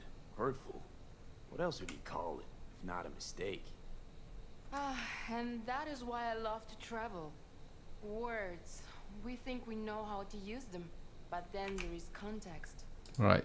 Vote for that they just vote because they watched the news 3 or 4 times. They Thinking about tuned into getting one some new debate chrome. and didn't notice But I any think you'll racism in come to the Donald right Trump, and place. then voted for Donald Trump. Sure. Well, if we're talking about people who vote off of such ignorance they aren't even aware of what's going on, it'd be difficult for me to say that they have some kind of racial bias, if for no other reason than because they're barely even political actors. They might as well have flipped a coin Well, what and if they think decided who to vote defunding on. the police is worse for Black Americans than overfunding the police with better training? That's fine. I mean, Biden has advocated for funding the police more, so they should vote for Biden then. Well, no, but this is what I'm saying. Like someone could have a perception of a policy that is racist, and someone could look at the exact same policy and think it's not racist. Well, we would have to look at the actual outcomes of the policy now. Well, this is again where we Outcomes of the disagree. Well, policy. again, it's tough. One, we could go in this circle yeah, forever. we're right? gonna loop-de-loop. We're gonna loop-de-loop here. Well, no, but I think the outcomes. So the outcomes of the Are unclear, and that person may or may not be a consequentialist. And I think that despite the fact that the NBA has more than 13% Black people, Ooh. it is a meritocracy. I don't think that it is a system based on racial bias in scouting. So when I look at the outcomes of the NBA demographics and they don't match the demographics of the general population of the U.S., I don't immediately assume that it's built on a racist system. Sure, and I but think I didn't that's say the that. difference. No, and he's saying that person would take that logic to the United States of America, and you would disagree historically, but there are premises upon which they would disagree. Well, but with here's the thing. Like, if somebody's making the argument that the reason why there are so many more Black people in prison is because they're more predisposed to committing crime, eventually we're just running back to 18th century phrenology, tropes about racial differences. A lot of people in America do believe that, actually. I'd actually be willing to bet that like probably around a quarter or a third of Americans do believe that, even ones that wouldn't admit it, because the underlying sociological arguments for why Black people are in prison are super complicated. I actually don't blame people for not really being familiar with the totality of the information there, because that's an entire field of study. Criminology is you can get degrees in this stuff. But there are still arguments to be made about it, no? And if a person actually did believe that black people were genetically predisposed to commit crime, I think that would be a pretty racist belief, no? Well, again, it depends on the world that we live in. And I mean this having not looked into it or not having an opinion on this, but like, let's say that we live in a world where that was the case and it came through. I'm not saying we do. Like, that would then not be racist. What racism is in my definition, and I will try to explain clearly what I mean, is it's the invocation of race in a place where it does not belong. So where a place where it might belong is like if you're hiring for an aid worker in a violent area of Africa, and you're like, look, no white people, because if you're white, you're more likely to get injured and die. Like that to me would not be racist in any sort of negative connotation. I don't think asking the question, are there differences between races, makes one racist. No, Well, what if you believe those differences mean black people are more inherently violent, and you use that as a police officer to motivate what types of people you stop?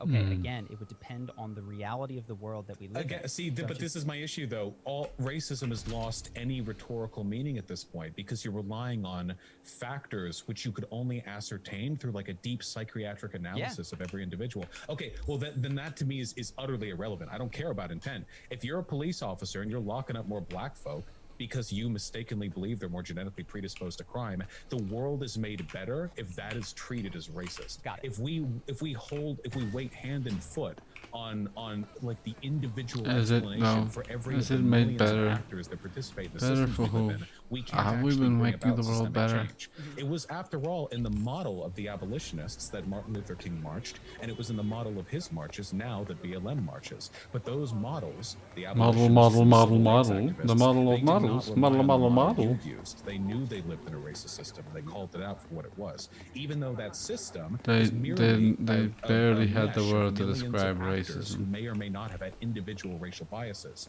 At the end Barely. of the day, the ability to call all of it racist is necessary to challenge it.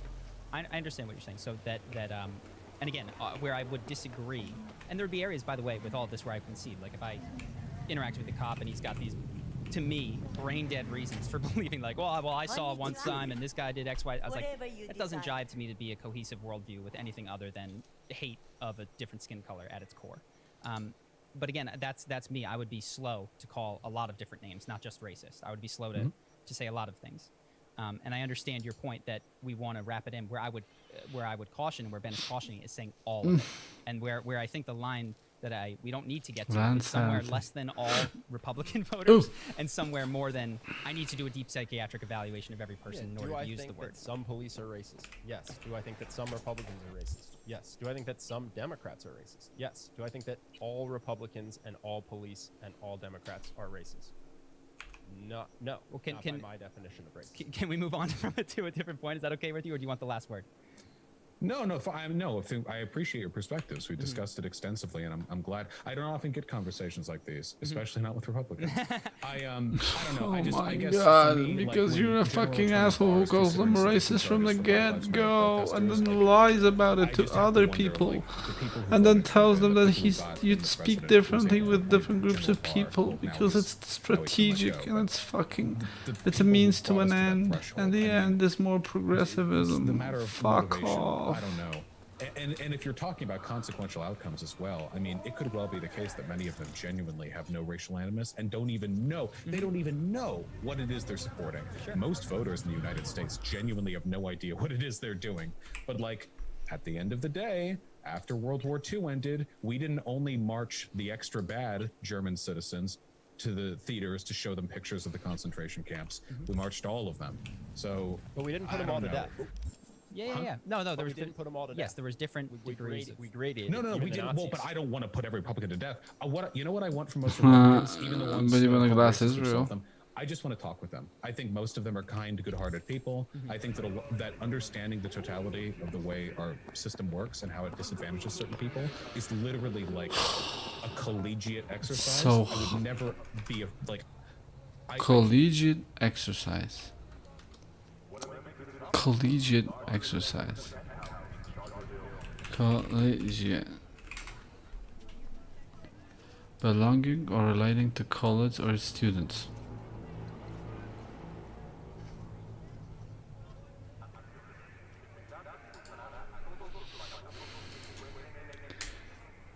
Collegiate Designs were cursor. Okay. Call it. Yeah.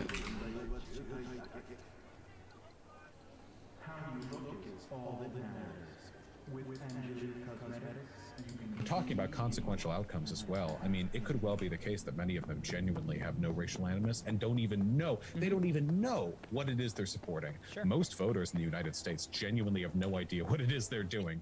But like, at the end of the day, But vaush after is World not War one of II them. ended, we didn't only march the extra bad German citizens to the theaters to show them pictures of the concentration camps. We marched all of them.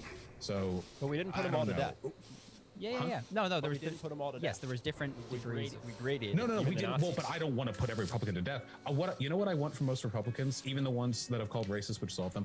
I just want to talk with them. I think most of them are Bullshit. kind, good-hearted people. Bullshit. I think that understanding Bullshit. the You don't think totality of that? the way Bullshit. our Fuck system off. works and how it You disadvantages certain liar. people is literally like a collegiate exercise. I would never be I can't be like. We graded. No, even we the didn't. Well, Nazis. but I don't want to put every Republican to death. You know what I want from most Republicans, even the ones that have called racist, which solve them. I just want to talk with them. I think most of them are kind, good-hearted people. I think that understanding the totality of the way our system works and how it disadvantages certain people is literally like a collegiate exercise. I would never be I can't be like. It would be silly of me to expect everybody to get behind this, not just Democrats. Collegiate exercise means it would be silly for him to expect. No, collegiate exercise. There's no idiomatic expression like this. He just made that shit up.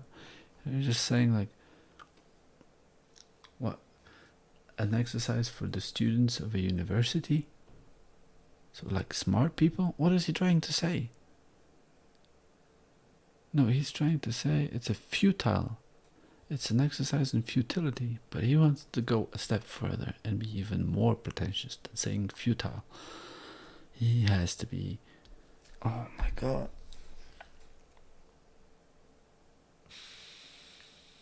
He's so pretentious. Or not just Republicans, but Democrats too. And presumptuous. But I will be honest about my convictions if asked about them, especially when I'm not in the context of having a conversation with them. No, for sure. With one of them directly. And I think you know? you should always be honest. I think to the extent that you can, if you were able to reflect and get to the point where you honestly didn't think that all Republicans were racist, I think it would help you with your progressive agenda. But if you can't get there, I don't think you should lie. So yeah, my only thing I guess would be to at some point meditate on it and see if you can get to that. Honestly, because I do think it would be to your. I think funny enough, I think it would be to your advantage. But again, that's not an argument for truth. No, that's an argument for. It's an argument to reflect on it. And if you But do can't you get there, believe- if you can't get there, then so be it. Do you believe it could actually be preferable to adopt my perspective on the matter when we're talking about broad social arguments, broad civilizational distinctions? Oh yeah, I between come to the same place as you, which is that I feel truth is my first, has to be what I'm beholden to. So the reason I don't think all Republicans are racist isn't because I think it's a good belief. It's just what I think is true. Okay. So I Then actually have the same. Yeah. Ultimately, we all walk in the same direction. I think that's what matters most to me. This is something that I've found with a lot of Republicans as well. Because, like, I'm a socialist. There aren't many socialists in America. No, what the fuck are you talking about? They have their own party. Fuck I try not off. to, take it to the heart. Where's the Nazi And, Party of what America? matters most to me is that we're all sort of pushing in the same direction on these difficult questions. that Oh, we're of never course, going to you're find all hard answers progressives, to, right. As long as we're moving As together. long as you're And I all think that progressive. we are on this. I think that most Republicans Oh. are as well, because a lot of them just want good education for their kids. They want good health care, so they don't fucking die at 65. We're all Gorilla. moving in the same general direction. Gorilla And everything armas. between here and the destination is an opportunity to further refine the arguments we'll necessarily have when we eventually arrive at those disagreements, you know? So I'll make one last sort of utility personal thing, and then we can move to a different topic. So hopefully this brings us together, though. In the midst of the BLM protest, I sat down and tried to do some meditation and do some white fragility soul searching, if you will. You know, is Robin right? Did I? And so what I sat down when I found is first there was Should a I get layer him? of defensiveness. Some of it justified, because I do think that Robin DiAngelo comes in guns smoking, you know, if she thinks she's a witch type shit, which I didn't appreciate. But what I found beneath that was every ism in the world was, holy shit, I separate myself from other people on every conceivable metric that I can find. Am I wealthier, taller, more handsome? Did you grow up in the same state as me? Like, there's a part of, I think, my psyche and every human psyche that is desperate to be special and to stand above, and I think that exists inside of me, and I really do think it exists inside of everybody. A small element of that is racism, but what I actually found when I kind of looked into it is that it was dwarfed compared to the myriad of other ways that I try to be better. Do I have more subscribers than this person? You know what I mean? Like, I'm constantly comparing and bettering and setting up hierarchies, which, and when I looked into that, what I found was that I personally, and this might not be everybody, responded better to compassion, better to setting up a situation where it was not, I was not beyond redemption for having these ideas inside of me. And when I allowed, like, when racism wasn't used against myself as this horrible thing which I would need to be contrite for forever, I was allowed myself to do a deeper exploration, which I think had even more fruit than finding racism. Because what I found was everything, you know what I mean? Like, all of these ways in which I try to be better. And so perhaps what I've tried to do, and I think there can be more than one way to go attack these problems of people trying to stand over one another.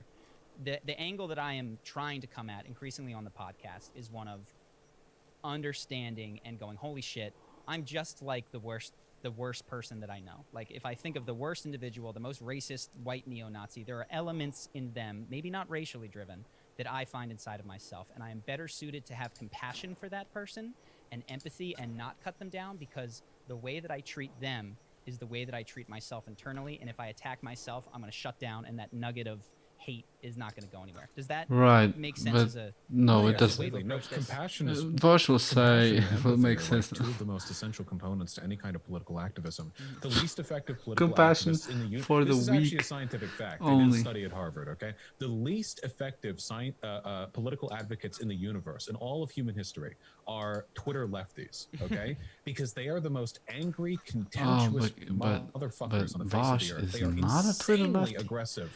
If you disagree with them, I think this is an impractical approach. I think that compassion is really important, because at the end of the day, even hateful people don't really experience that hate internally the same way the objects of it experience externally. If you're a black person and you're talking with some virulent racist, that can be, as a black person, pretty terrible experience for a lot of reasons. But inside of the racist person usually isn't like some cold-hearted, calculated hatred. What it usually is fear or disgust or anger or some other primordial emotion they don't have the strength to control and deal with. I think most people are emotionally weak in that way. I'm including myself in that, and it can lead people in a lot of really bad directions. So you should be able to reach out to people like that. One of the worst things the left ever did was make itself put itself in an ivory tower, because you have all these these guys online, and a lot of them believe some really shitty things too. Like, 15-year-old online guys. A lot of these people are pretty sexist. I know I was there, but you grow out of that and you think, like, okay. Are you talking about those chat logs, right, buddy? But all the lefties, they're contemptuous and condescending and antagonistic and holier and purer than thou. And you can't move in that direction. They won't let you. There are no friends to be found there. So you stay where you are, or you go right. I think you should always open your arms to new friends, even if they disagree with you. If nothing else, it's enormously effective. I think it also makes you a better person, just on the whole. Bullshit. Yeah, oh no, my I'm god. of This that, is that mindset. And I nothing. suspected that you would be as well. I do think that some And of you when we buy watched it and then because watched it's it, so you play a character comfortable from to time you right? And to that hear. exists It's inside of you. so It's not comfortable fake, to but see. it is Oh, an aspect of your compassion is personality that is great. shown that is It's so at comfortable. times, and I don't mean this insultingly, like 'Cause not you're as weak. compassionate, just more boppy over the head. But I'm not surprised to find that that you. And that's why you can't stand up to this guy. You can't stand up to him. You can't call him out. You can only ask him once what exigent means, and you don't follow it up. When I'm really angry at a person That's I'm because you're arguing weak. with, when I'm really denouncing them, it's usually because I'm disappointed in them. It's usually, now this isn't the case with like Ben Shapiro or Trump or some huge public figure, but if I'm arguing with a person directly, usually my anger stems from this feeling of like, why are you the way you are? Why do you suck so bad? What's wrong with you? And if I can move them past that point, if I can reach out to them, if we find a point we agree on, that feels amazing. It feels like breaking through a veil, you know, to like embrace them. After all the anger and antagonism, it's like, okay, you've paid your penance, I've yelled at you, but if we can agree on a point here, this has a constructive end. And that feels infinitely better than an argument where I just scream at them and hang up because they're frustrating, you know? I have a question, and this might, I guess this is kind of personal. I watched your Politics 101. You talk about how values, and I very much agree, are the foundation of policy. Like, why talk policy if we can't get on the same page with the direction we're heading? My pet theory is that values, and I don't think this is a crazy claim, are they're forged by your childhood, by the way you grow up, by your relationship with your parents, and the relationship with authority in your life can often be a stand-in for how you feel about the government later in life. It's not a one-to-one Freudian thing, but when I look at myself, I see my relationship to authority has shifted as my understanding of my relationship with my dad has shifted. Like, let's see it. Let's see authority. Arguer, stand opposed. And when I was in my young 20s, dude, I was at the rallies. Fuck the man. You know, we got to take this guy down. And as I've seen Fuck my dad. I mean the government. Fuck my dad. And what I've seen in myself is as I a good have admission, grown and not even it's not gonna go anywhere. internally sort of repaired my relationship with him, and it's had external components as well. I've seen value in things in the world that are traditional or conservative. I'm not 100% conservative, but I do feel I'm more of a healthy balance where I'm not outright rejecting the status quo because they don't get to tell me what to do. And I'm curious for you if you see any of that in yourself, because you don't wind up being an eloquent online arguer out of nowhere. You know what I mean? You do. You just bullshit your way pop out of nowhere. So I'm to curious. the top. I need to butter my biscuit. Where does that come from? My family is almost comically good. I mean my immediate family. I don't talk that much with my extended family. Oh, yeah, talk about the immediate family. Come on. My immediate family Tell is us. Like such a great upbringing. It's almost boring to talk about. All my friends, everyone I know, they have some problem with their family. Like one family member left, or like their one family member was a cunt, or they never got along with their brother or whatever. I have two parents. I have a younger brother, and they were pretty fantastic. And they're liberal. They're not socialist, but they're liberal leaning.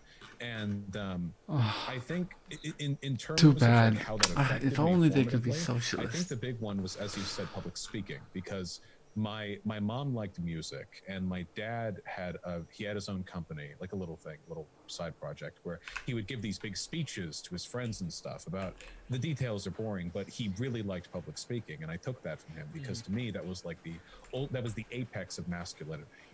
When I was young, like that was the thing that I aspired. It wasn't like the big muscles, or whatever. Though I did want to have big muscles, don't get me wrong, still do, but the being able to speak publicly, and so many people talk about how hard and scary it is, but every time I did it, it just excited me. I never got scared.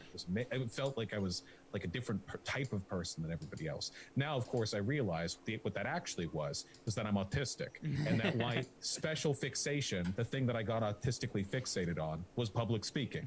So, you know, Freudian, whatever, there's always an underlying explanation, but I got really, really into it, and I would take every possible opportunity. I'd always be the one to present the project, growing up and up.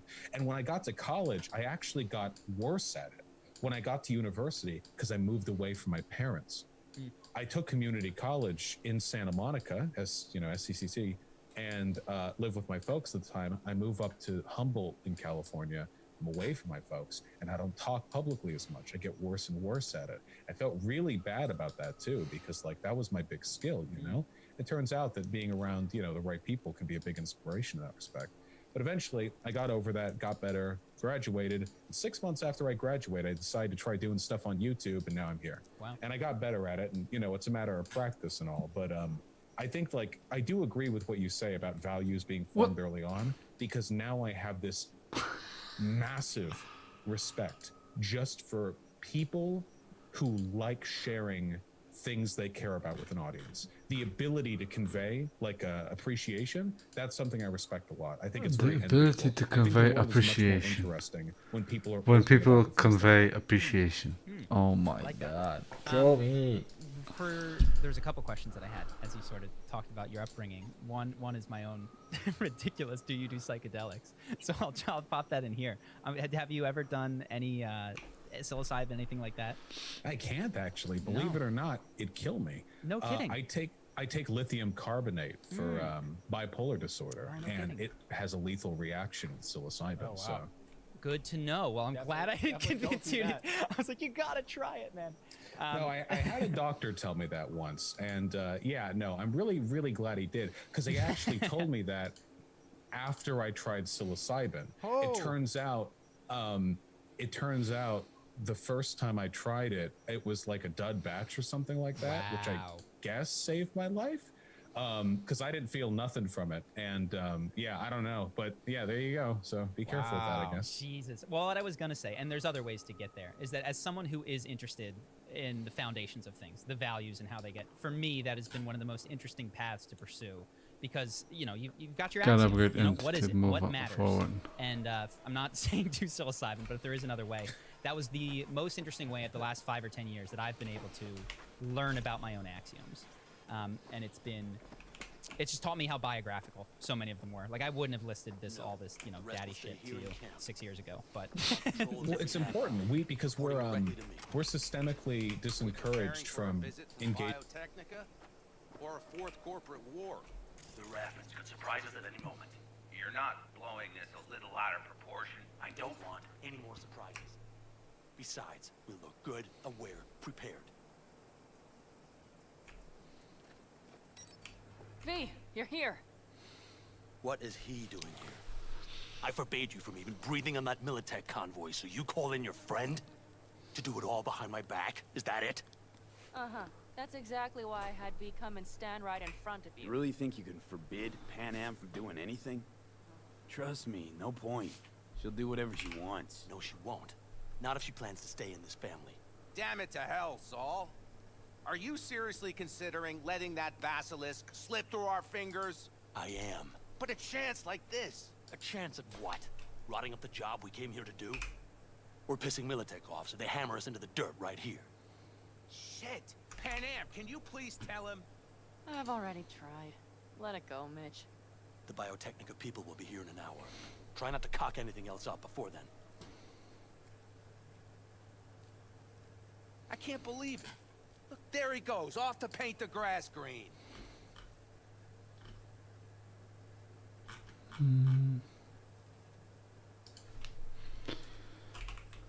V? You don't want to, you don't need to drop into the middle of this. But we could use your help. That's undeniable. Being unusually quiet. What's up? I see no point in arguing with Saul. We can't win.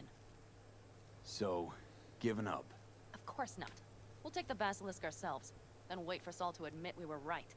Either that, or to boot us out of the family. What's this basilisk nonsense? It's an armored Militech cargo panzer. Junk from back in 2060 or so. They want to peddle it off to a backwoods country, somewhere it can still pass as a technological wonder.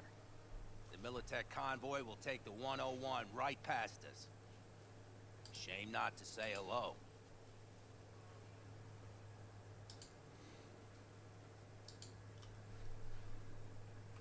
Let me guess. Whole thing's your idea. How did you know? Saul wouldn't be quite so pissed if it weren't. I believe V is right. If this had been Saul's idea, he would have seen it as the greatest plan on God's green earth. Bull. Saul isn't that petty. He's simply a coward. He would rather play it safe, bide his time. For the family. Is this basilisk worth another fight with Saul? Yes. A craft like that would finally put us back on the right path. The family is falling apart. If we fall into this Biotechnica rut, no one will ever take us seriously again. Okay, so you do want to go behind Saul's back, and drag me here specifically for that. Cassidy, Ted, Carolyn, Bob, also on board.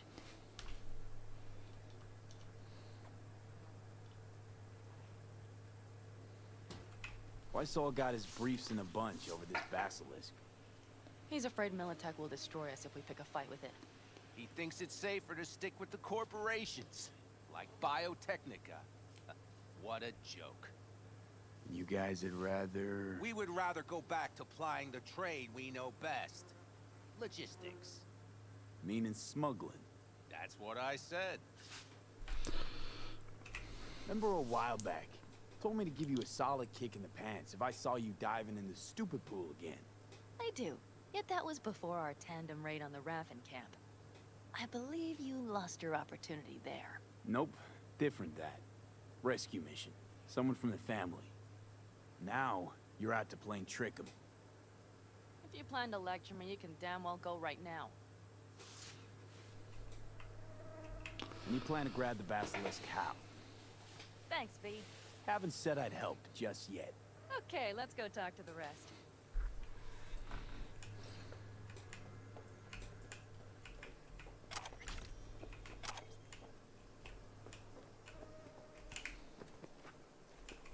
So, just the 4 vets on board with the plan. Nobody else? We didn't bother asking the others. There was too great a risk someone would take it to Saul.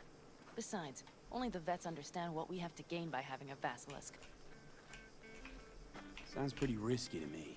On the contrary, easy as pie. There won't even be much security on the convoy.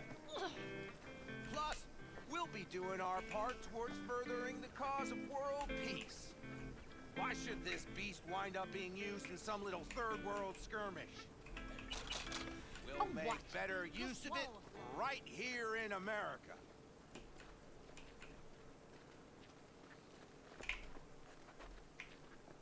Did you try to get Saul on board again? No luck, huh? No. Okay, everyone listen. Militech will transport the basilisk in parts distributed across 2 trucks. Wait, do I sense a quiver in your voice? Fuck you! The convoy will halt at the railroad crossing on the 101. We'll attack from behind, then get the hell out and away. Questions? Comments? Motions? Nice job, Sunshine. Mm-hmm. Damn short, sweet, and pertinent. None of that sap. Okay, I'm in. Okay. Thanks. First, we'll ride to the station. The train engine we need to block the convoy's way is there. Are you riding with us, or will we meet you there? Riding with you. Excellent. Let's get going.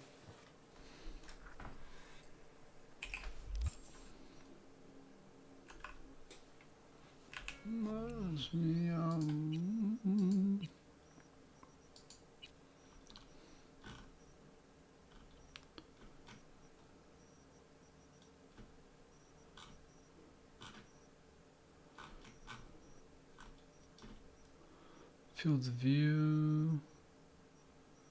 Low contact shadow, improved facial lighting geometry, sure. Cascade shadows range. Color mirror. Video. Page sync is off. Okay, gameplay.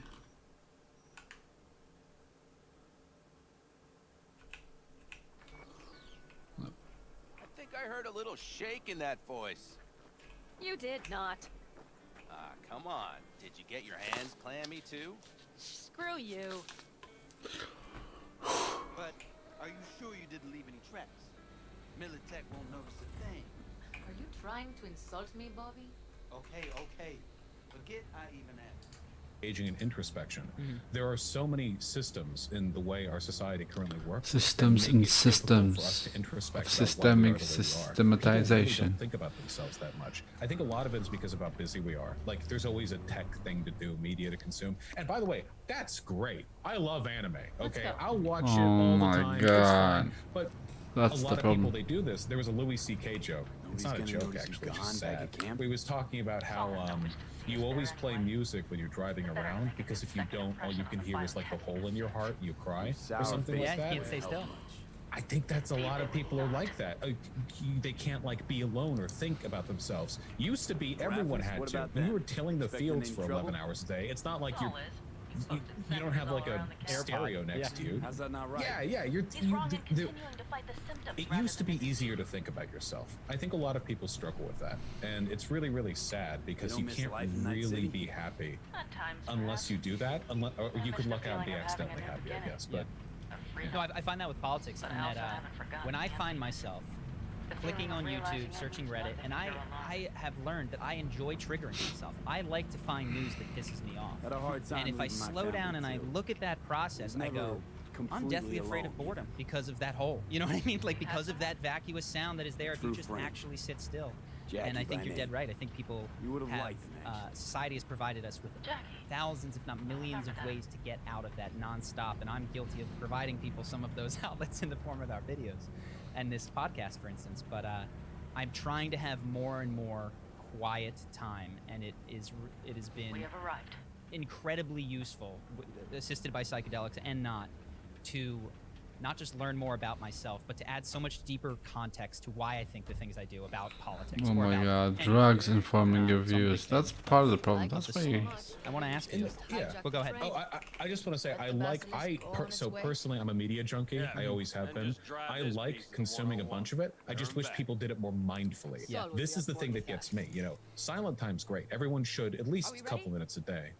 But when they'll watch something, they'll just kick on Netflix and they'll just like, we will stop it at the railroad they'll just zone out as they watch it, or they'll be on their phone. What are you doing if you're on your phone and watching a show? There are people who have music on, then they turn Netflix on, and then they pick up their phone. I see this. I've seen people do this. It's insane. They're like, it's literally like white noise they're pouring into their brains. I think it's very important to be very mindful about what you're doing. Like, you get up in the morning, what am I doing next? And you think, like, step by step, the process, because a lot of people sleepwalk through their free time, and it's really sad when you can remember every minute of the 8 hours you spent at the office job you hate, and then you spend the entire free time you have for the rest of the day at your home in a bleary mind haze where nothing feels like it actually happened. You vaguely remember having food, you vaguely remember watching an episode. It's like really mentally destructive. It's no surprise so many people are getting on meds these days when, like, this is how they're sleepwalking through life. So yeah, I don't know. I could ramble about that. Well, we'll take a turn here. So incorporating a lot of this, I'm sure there's areas where I might disagree with you, like we did in the middle of the podcast, but socialism on through what we've talked about, I agree with you that I live at a particular historical moment which is less than morally perfect. And I have an opportunity to push that boundary forward in my own behavior. I run a small business. I make consumer choices about things. I interact with people. How do you think about being the change you want to see in the world, if you will? And what sort of things do you try to incorporate, or do you think would be good for me to incorporate? Didn't read that one, I don't think. We should all do the best we can, but I think a lot... The terror answer, I'm orc. Read, oh no, we've read that one. A lot of people make the mistake of assuming there's like some daily threshold they have to achieve. At the end of the day, like, the problems in our world, like big ones, are complicated, interconnected enough that thinking of yourself as an individual cog and part of a larger process can be really alienating. I think it important that people focus on smaller stuff around them. There's an old proverb, I think it's Chinese. It's something like, the man who tends to his family changes the family. The good family makes the good village makes the good city makes the good province makes the good kingdom. Like, there's something to that, I think. It doesn't... Is that a Peterson proverb? Because it sounds like Peterson. He's making it not Peterson, so he doesn't have to give him any fucking credit for it. Because if you mention Peterson, he'd go on a rant. He'd tell you all this bullshit about how he's never making a prescriptive claim. He's too pussy to make a prescriptive claim about something.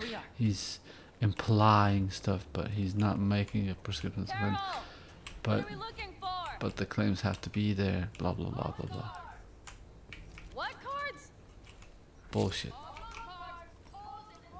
And obviously, of course, what he just said, he doesn't believe this.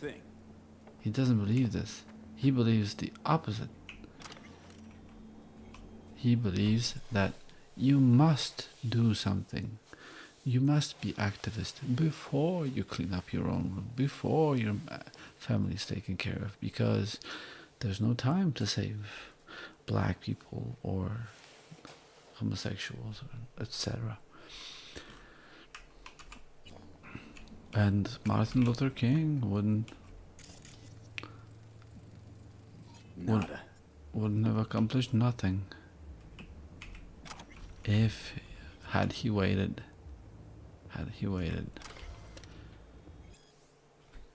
to clean up.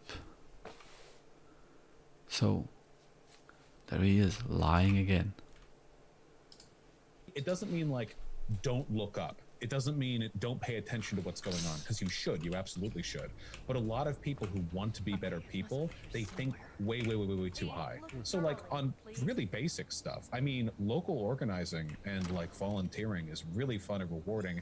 And I mean that in a selfish way too, not just like, oh, I got to, you know, scrub 500,000 homeless people's feet this year. That's amazing, you know. Though I guess that would actually be really amazing. 500,000 people. A bunch of hands.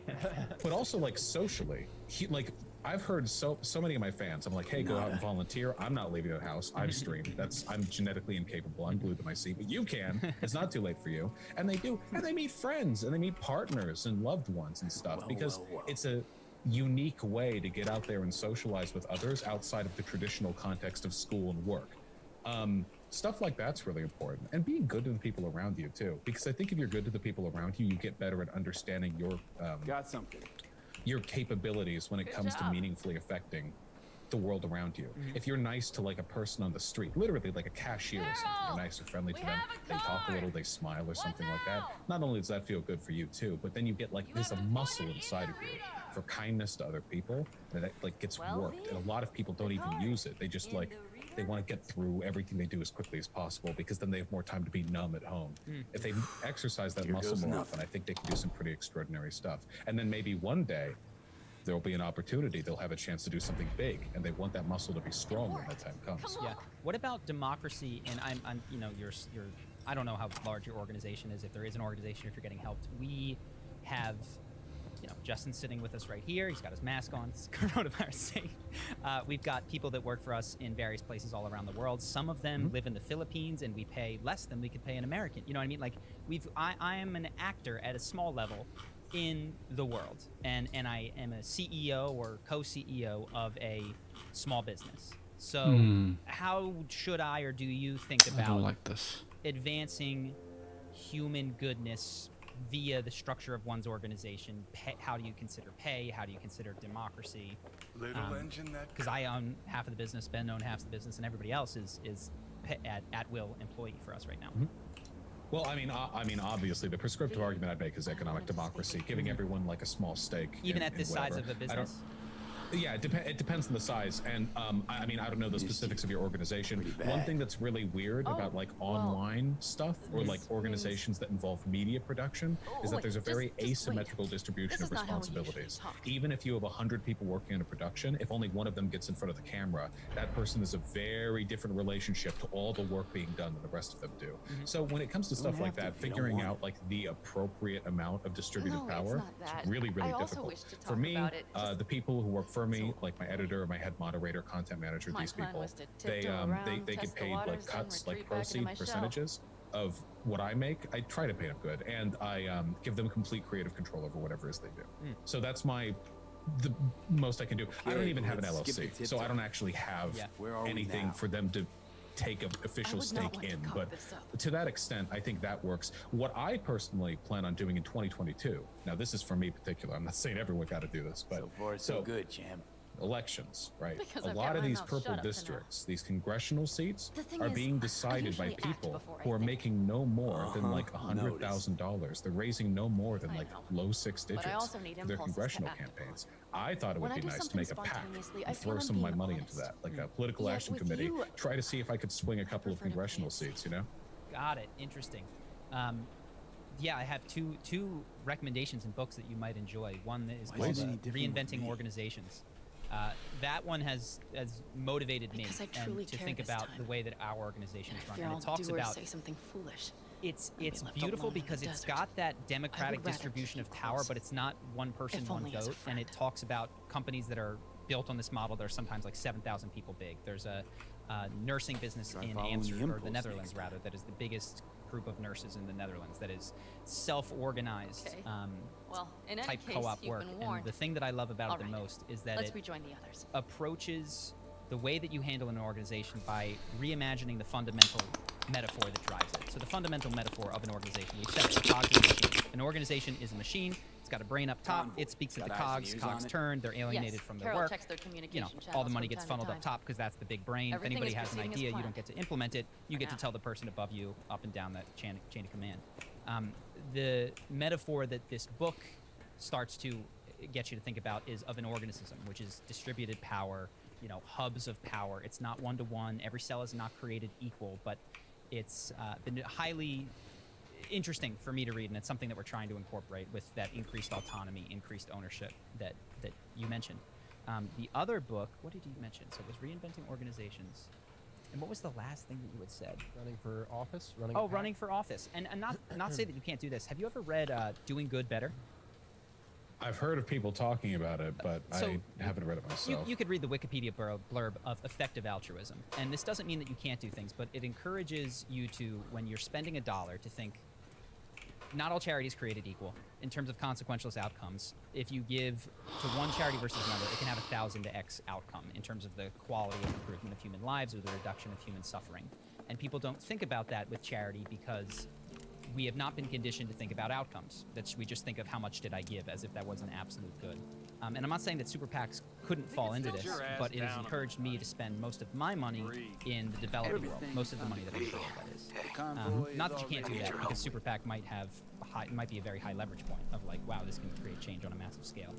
But just something that you might find interesting here. Yeah, it's funny that you brought up third worldism earlier in this conversation. There are a lot of socialists who believe that the only vanguard for socialism that has an actual shot at functioning is in the developing world, because the overlapping economic systems of a place like America are way too complicated, interdependent, and tightly controlled by the autocracy to ever see a socialist revolution take place. So you actually want to funnel as much revolutionary support to the third world as possible, because if they have a revolution, that means that the economic structure is broken for our countries, and it makes it harder for America to maintain global hegemony. But well, not just America, like other everybody. You know, Let's plug it. So if people want to go to charitywater.org/charisma. They can donate with our campaign to Jesus, help can get we talk clean about water anything to else in Nomad. Seoul? If you donate $40, you get someone clean water for Quite 10 some time years. left till dusk. We think that's a good one. We've tried to run the numbers and see which has the broadest impact on people, second order effects, etc. I'd say water is pretty fucking important. It's pretty foundational. No, to me, pretty important. The thing that gets my heartstrings the most is kids who just never have a shot at changing the world or achieving their dreams, right? And so per dollar, the biggest impact seems to be water, malaria nets, and stomach parasite pills, all in Africa. Yeah. with like a very achievable amount of money donated, $1, $5, $40, you make an actual life-changing Was it impact. someone I know? You know what I mean? Versus Just if I were laughing. to send a kid That's to Harvard, nice. I'd have to raise like $250,000 to put one kid through Harvard. And yeah, with these things in Africa, an actual achievable amount of money to donate can be life-changing. And now all of a sudden, instead of this 8-year-old kid getting a mouth tumor because he can't get access to clean water, he gets to go to school and live a life. So yeah, that's for me. That's been the one most motivating. Cool. So, man, I think we've had a fantastic conversation. I appreciate you coming on. Is there anything before we say our goodbyes that you wanted to chat about or talk about? Man, we hit on the consequentialism. We hit on the on my life story. I'm trying to think. Good subjects. I'm trying to think what would be a good cap off. No, you know what? I'll just say this. First of all, really appreciate you both talking to me. Seriously, thank you. Oh, my pleasure. I really enjoyed the conversation.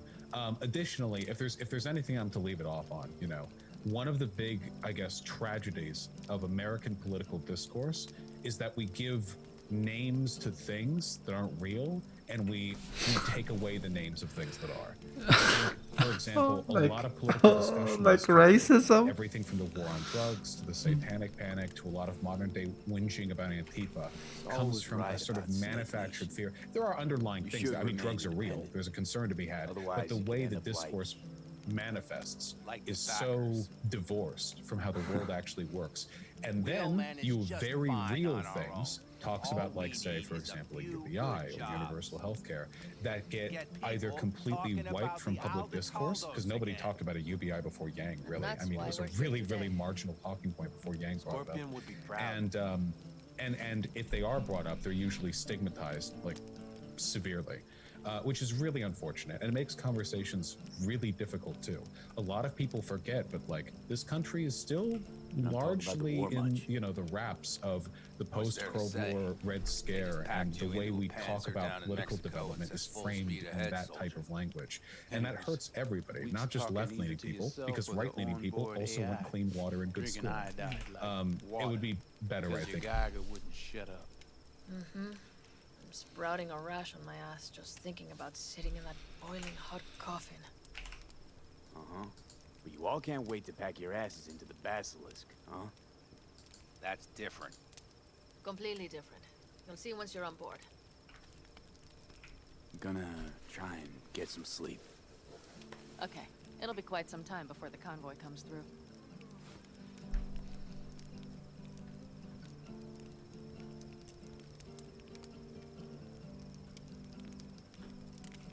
Grown kinda cold out here.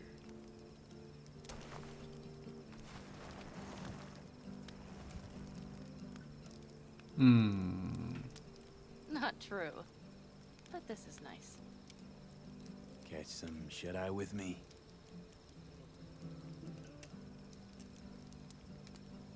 I'll just lie here a while, by your side, gazing at the stars. Is that another area of your expertise? You got maps of the heavens in your library, too? Of course. That's the Big Dipper. And do you see the small flickering star to the right?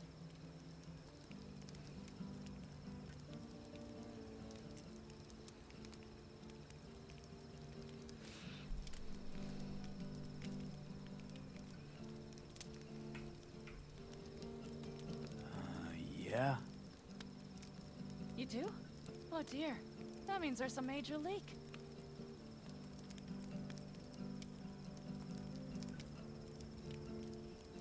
Good night, V.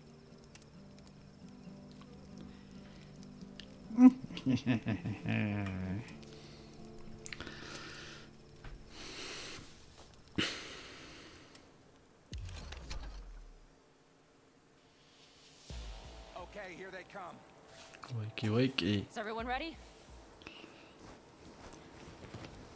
Let's ride, V.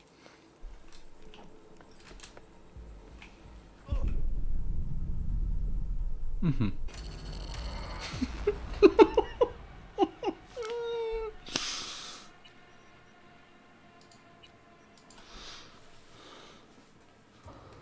I wanted to be faster, and I jumped to the car, and the car moved, I think, and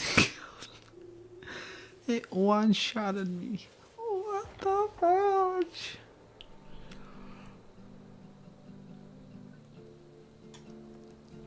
Oh my god. You worried about Saul? I'm gonna be skipping.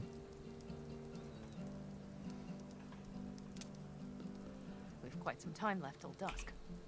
The car could use another one.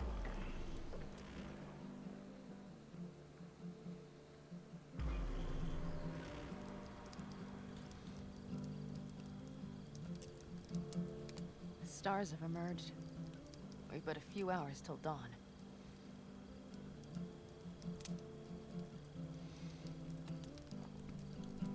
You're acting spooked. As if you're the first person ever to stand up to Saul. Oh, save your breath. I don't need to be consoled.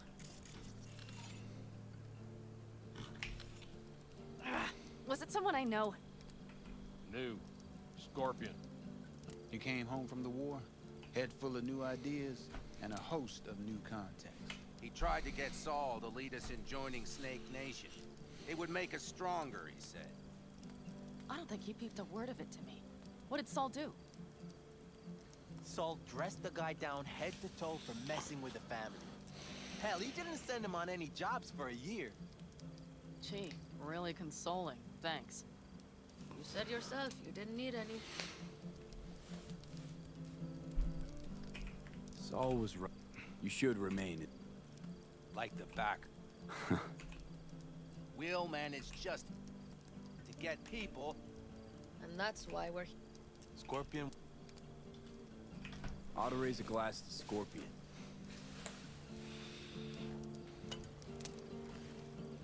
To Scorpion.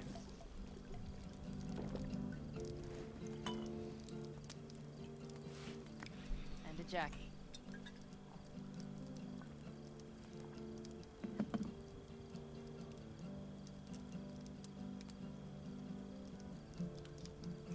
And I'm talking about the...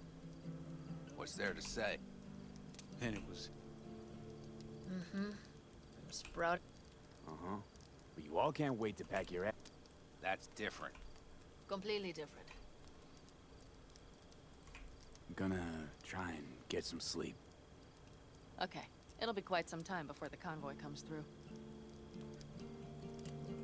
Growing kinda cold out here.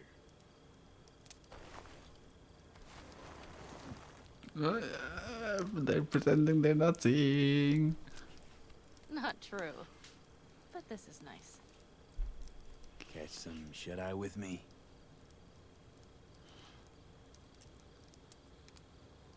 I'll just lie here a while, by your side, gazing at the stars.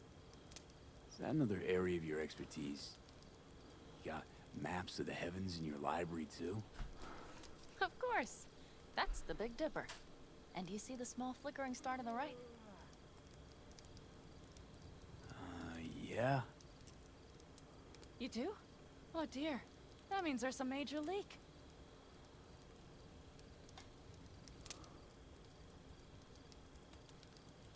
Good night, V.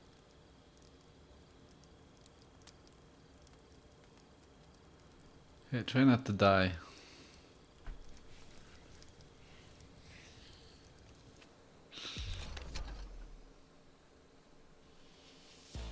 Okay, here they come. Is everyone ready? Let's ride, V.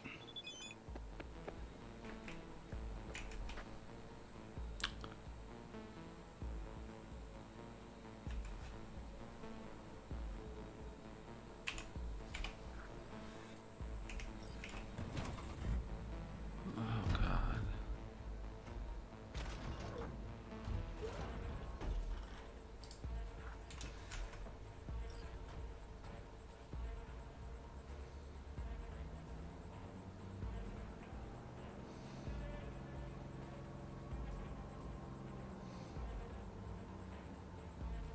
Choo choo. All right. She's moving. Get her up to speed.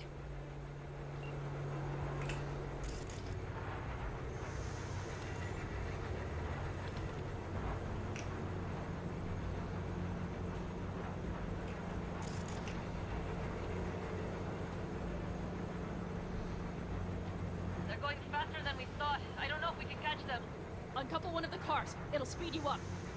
V, no coming and hawing. Take out that coupler.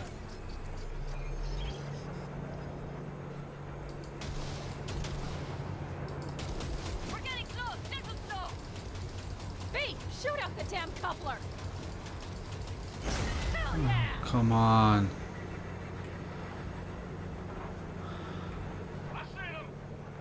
Surround them as soon as they're cut off.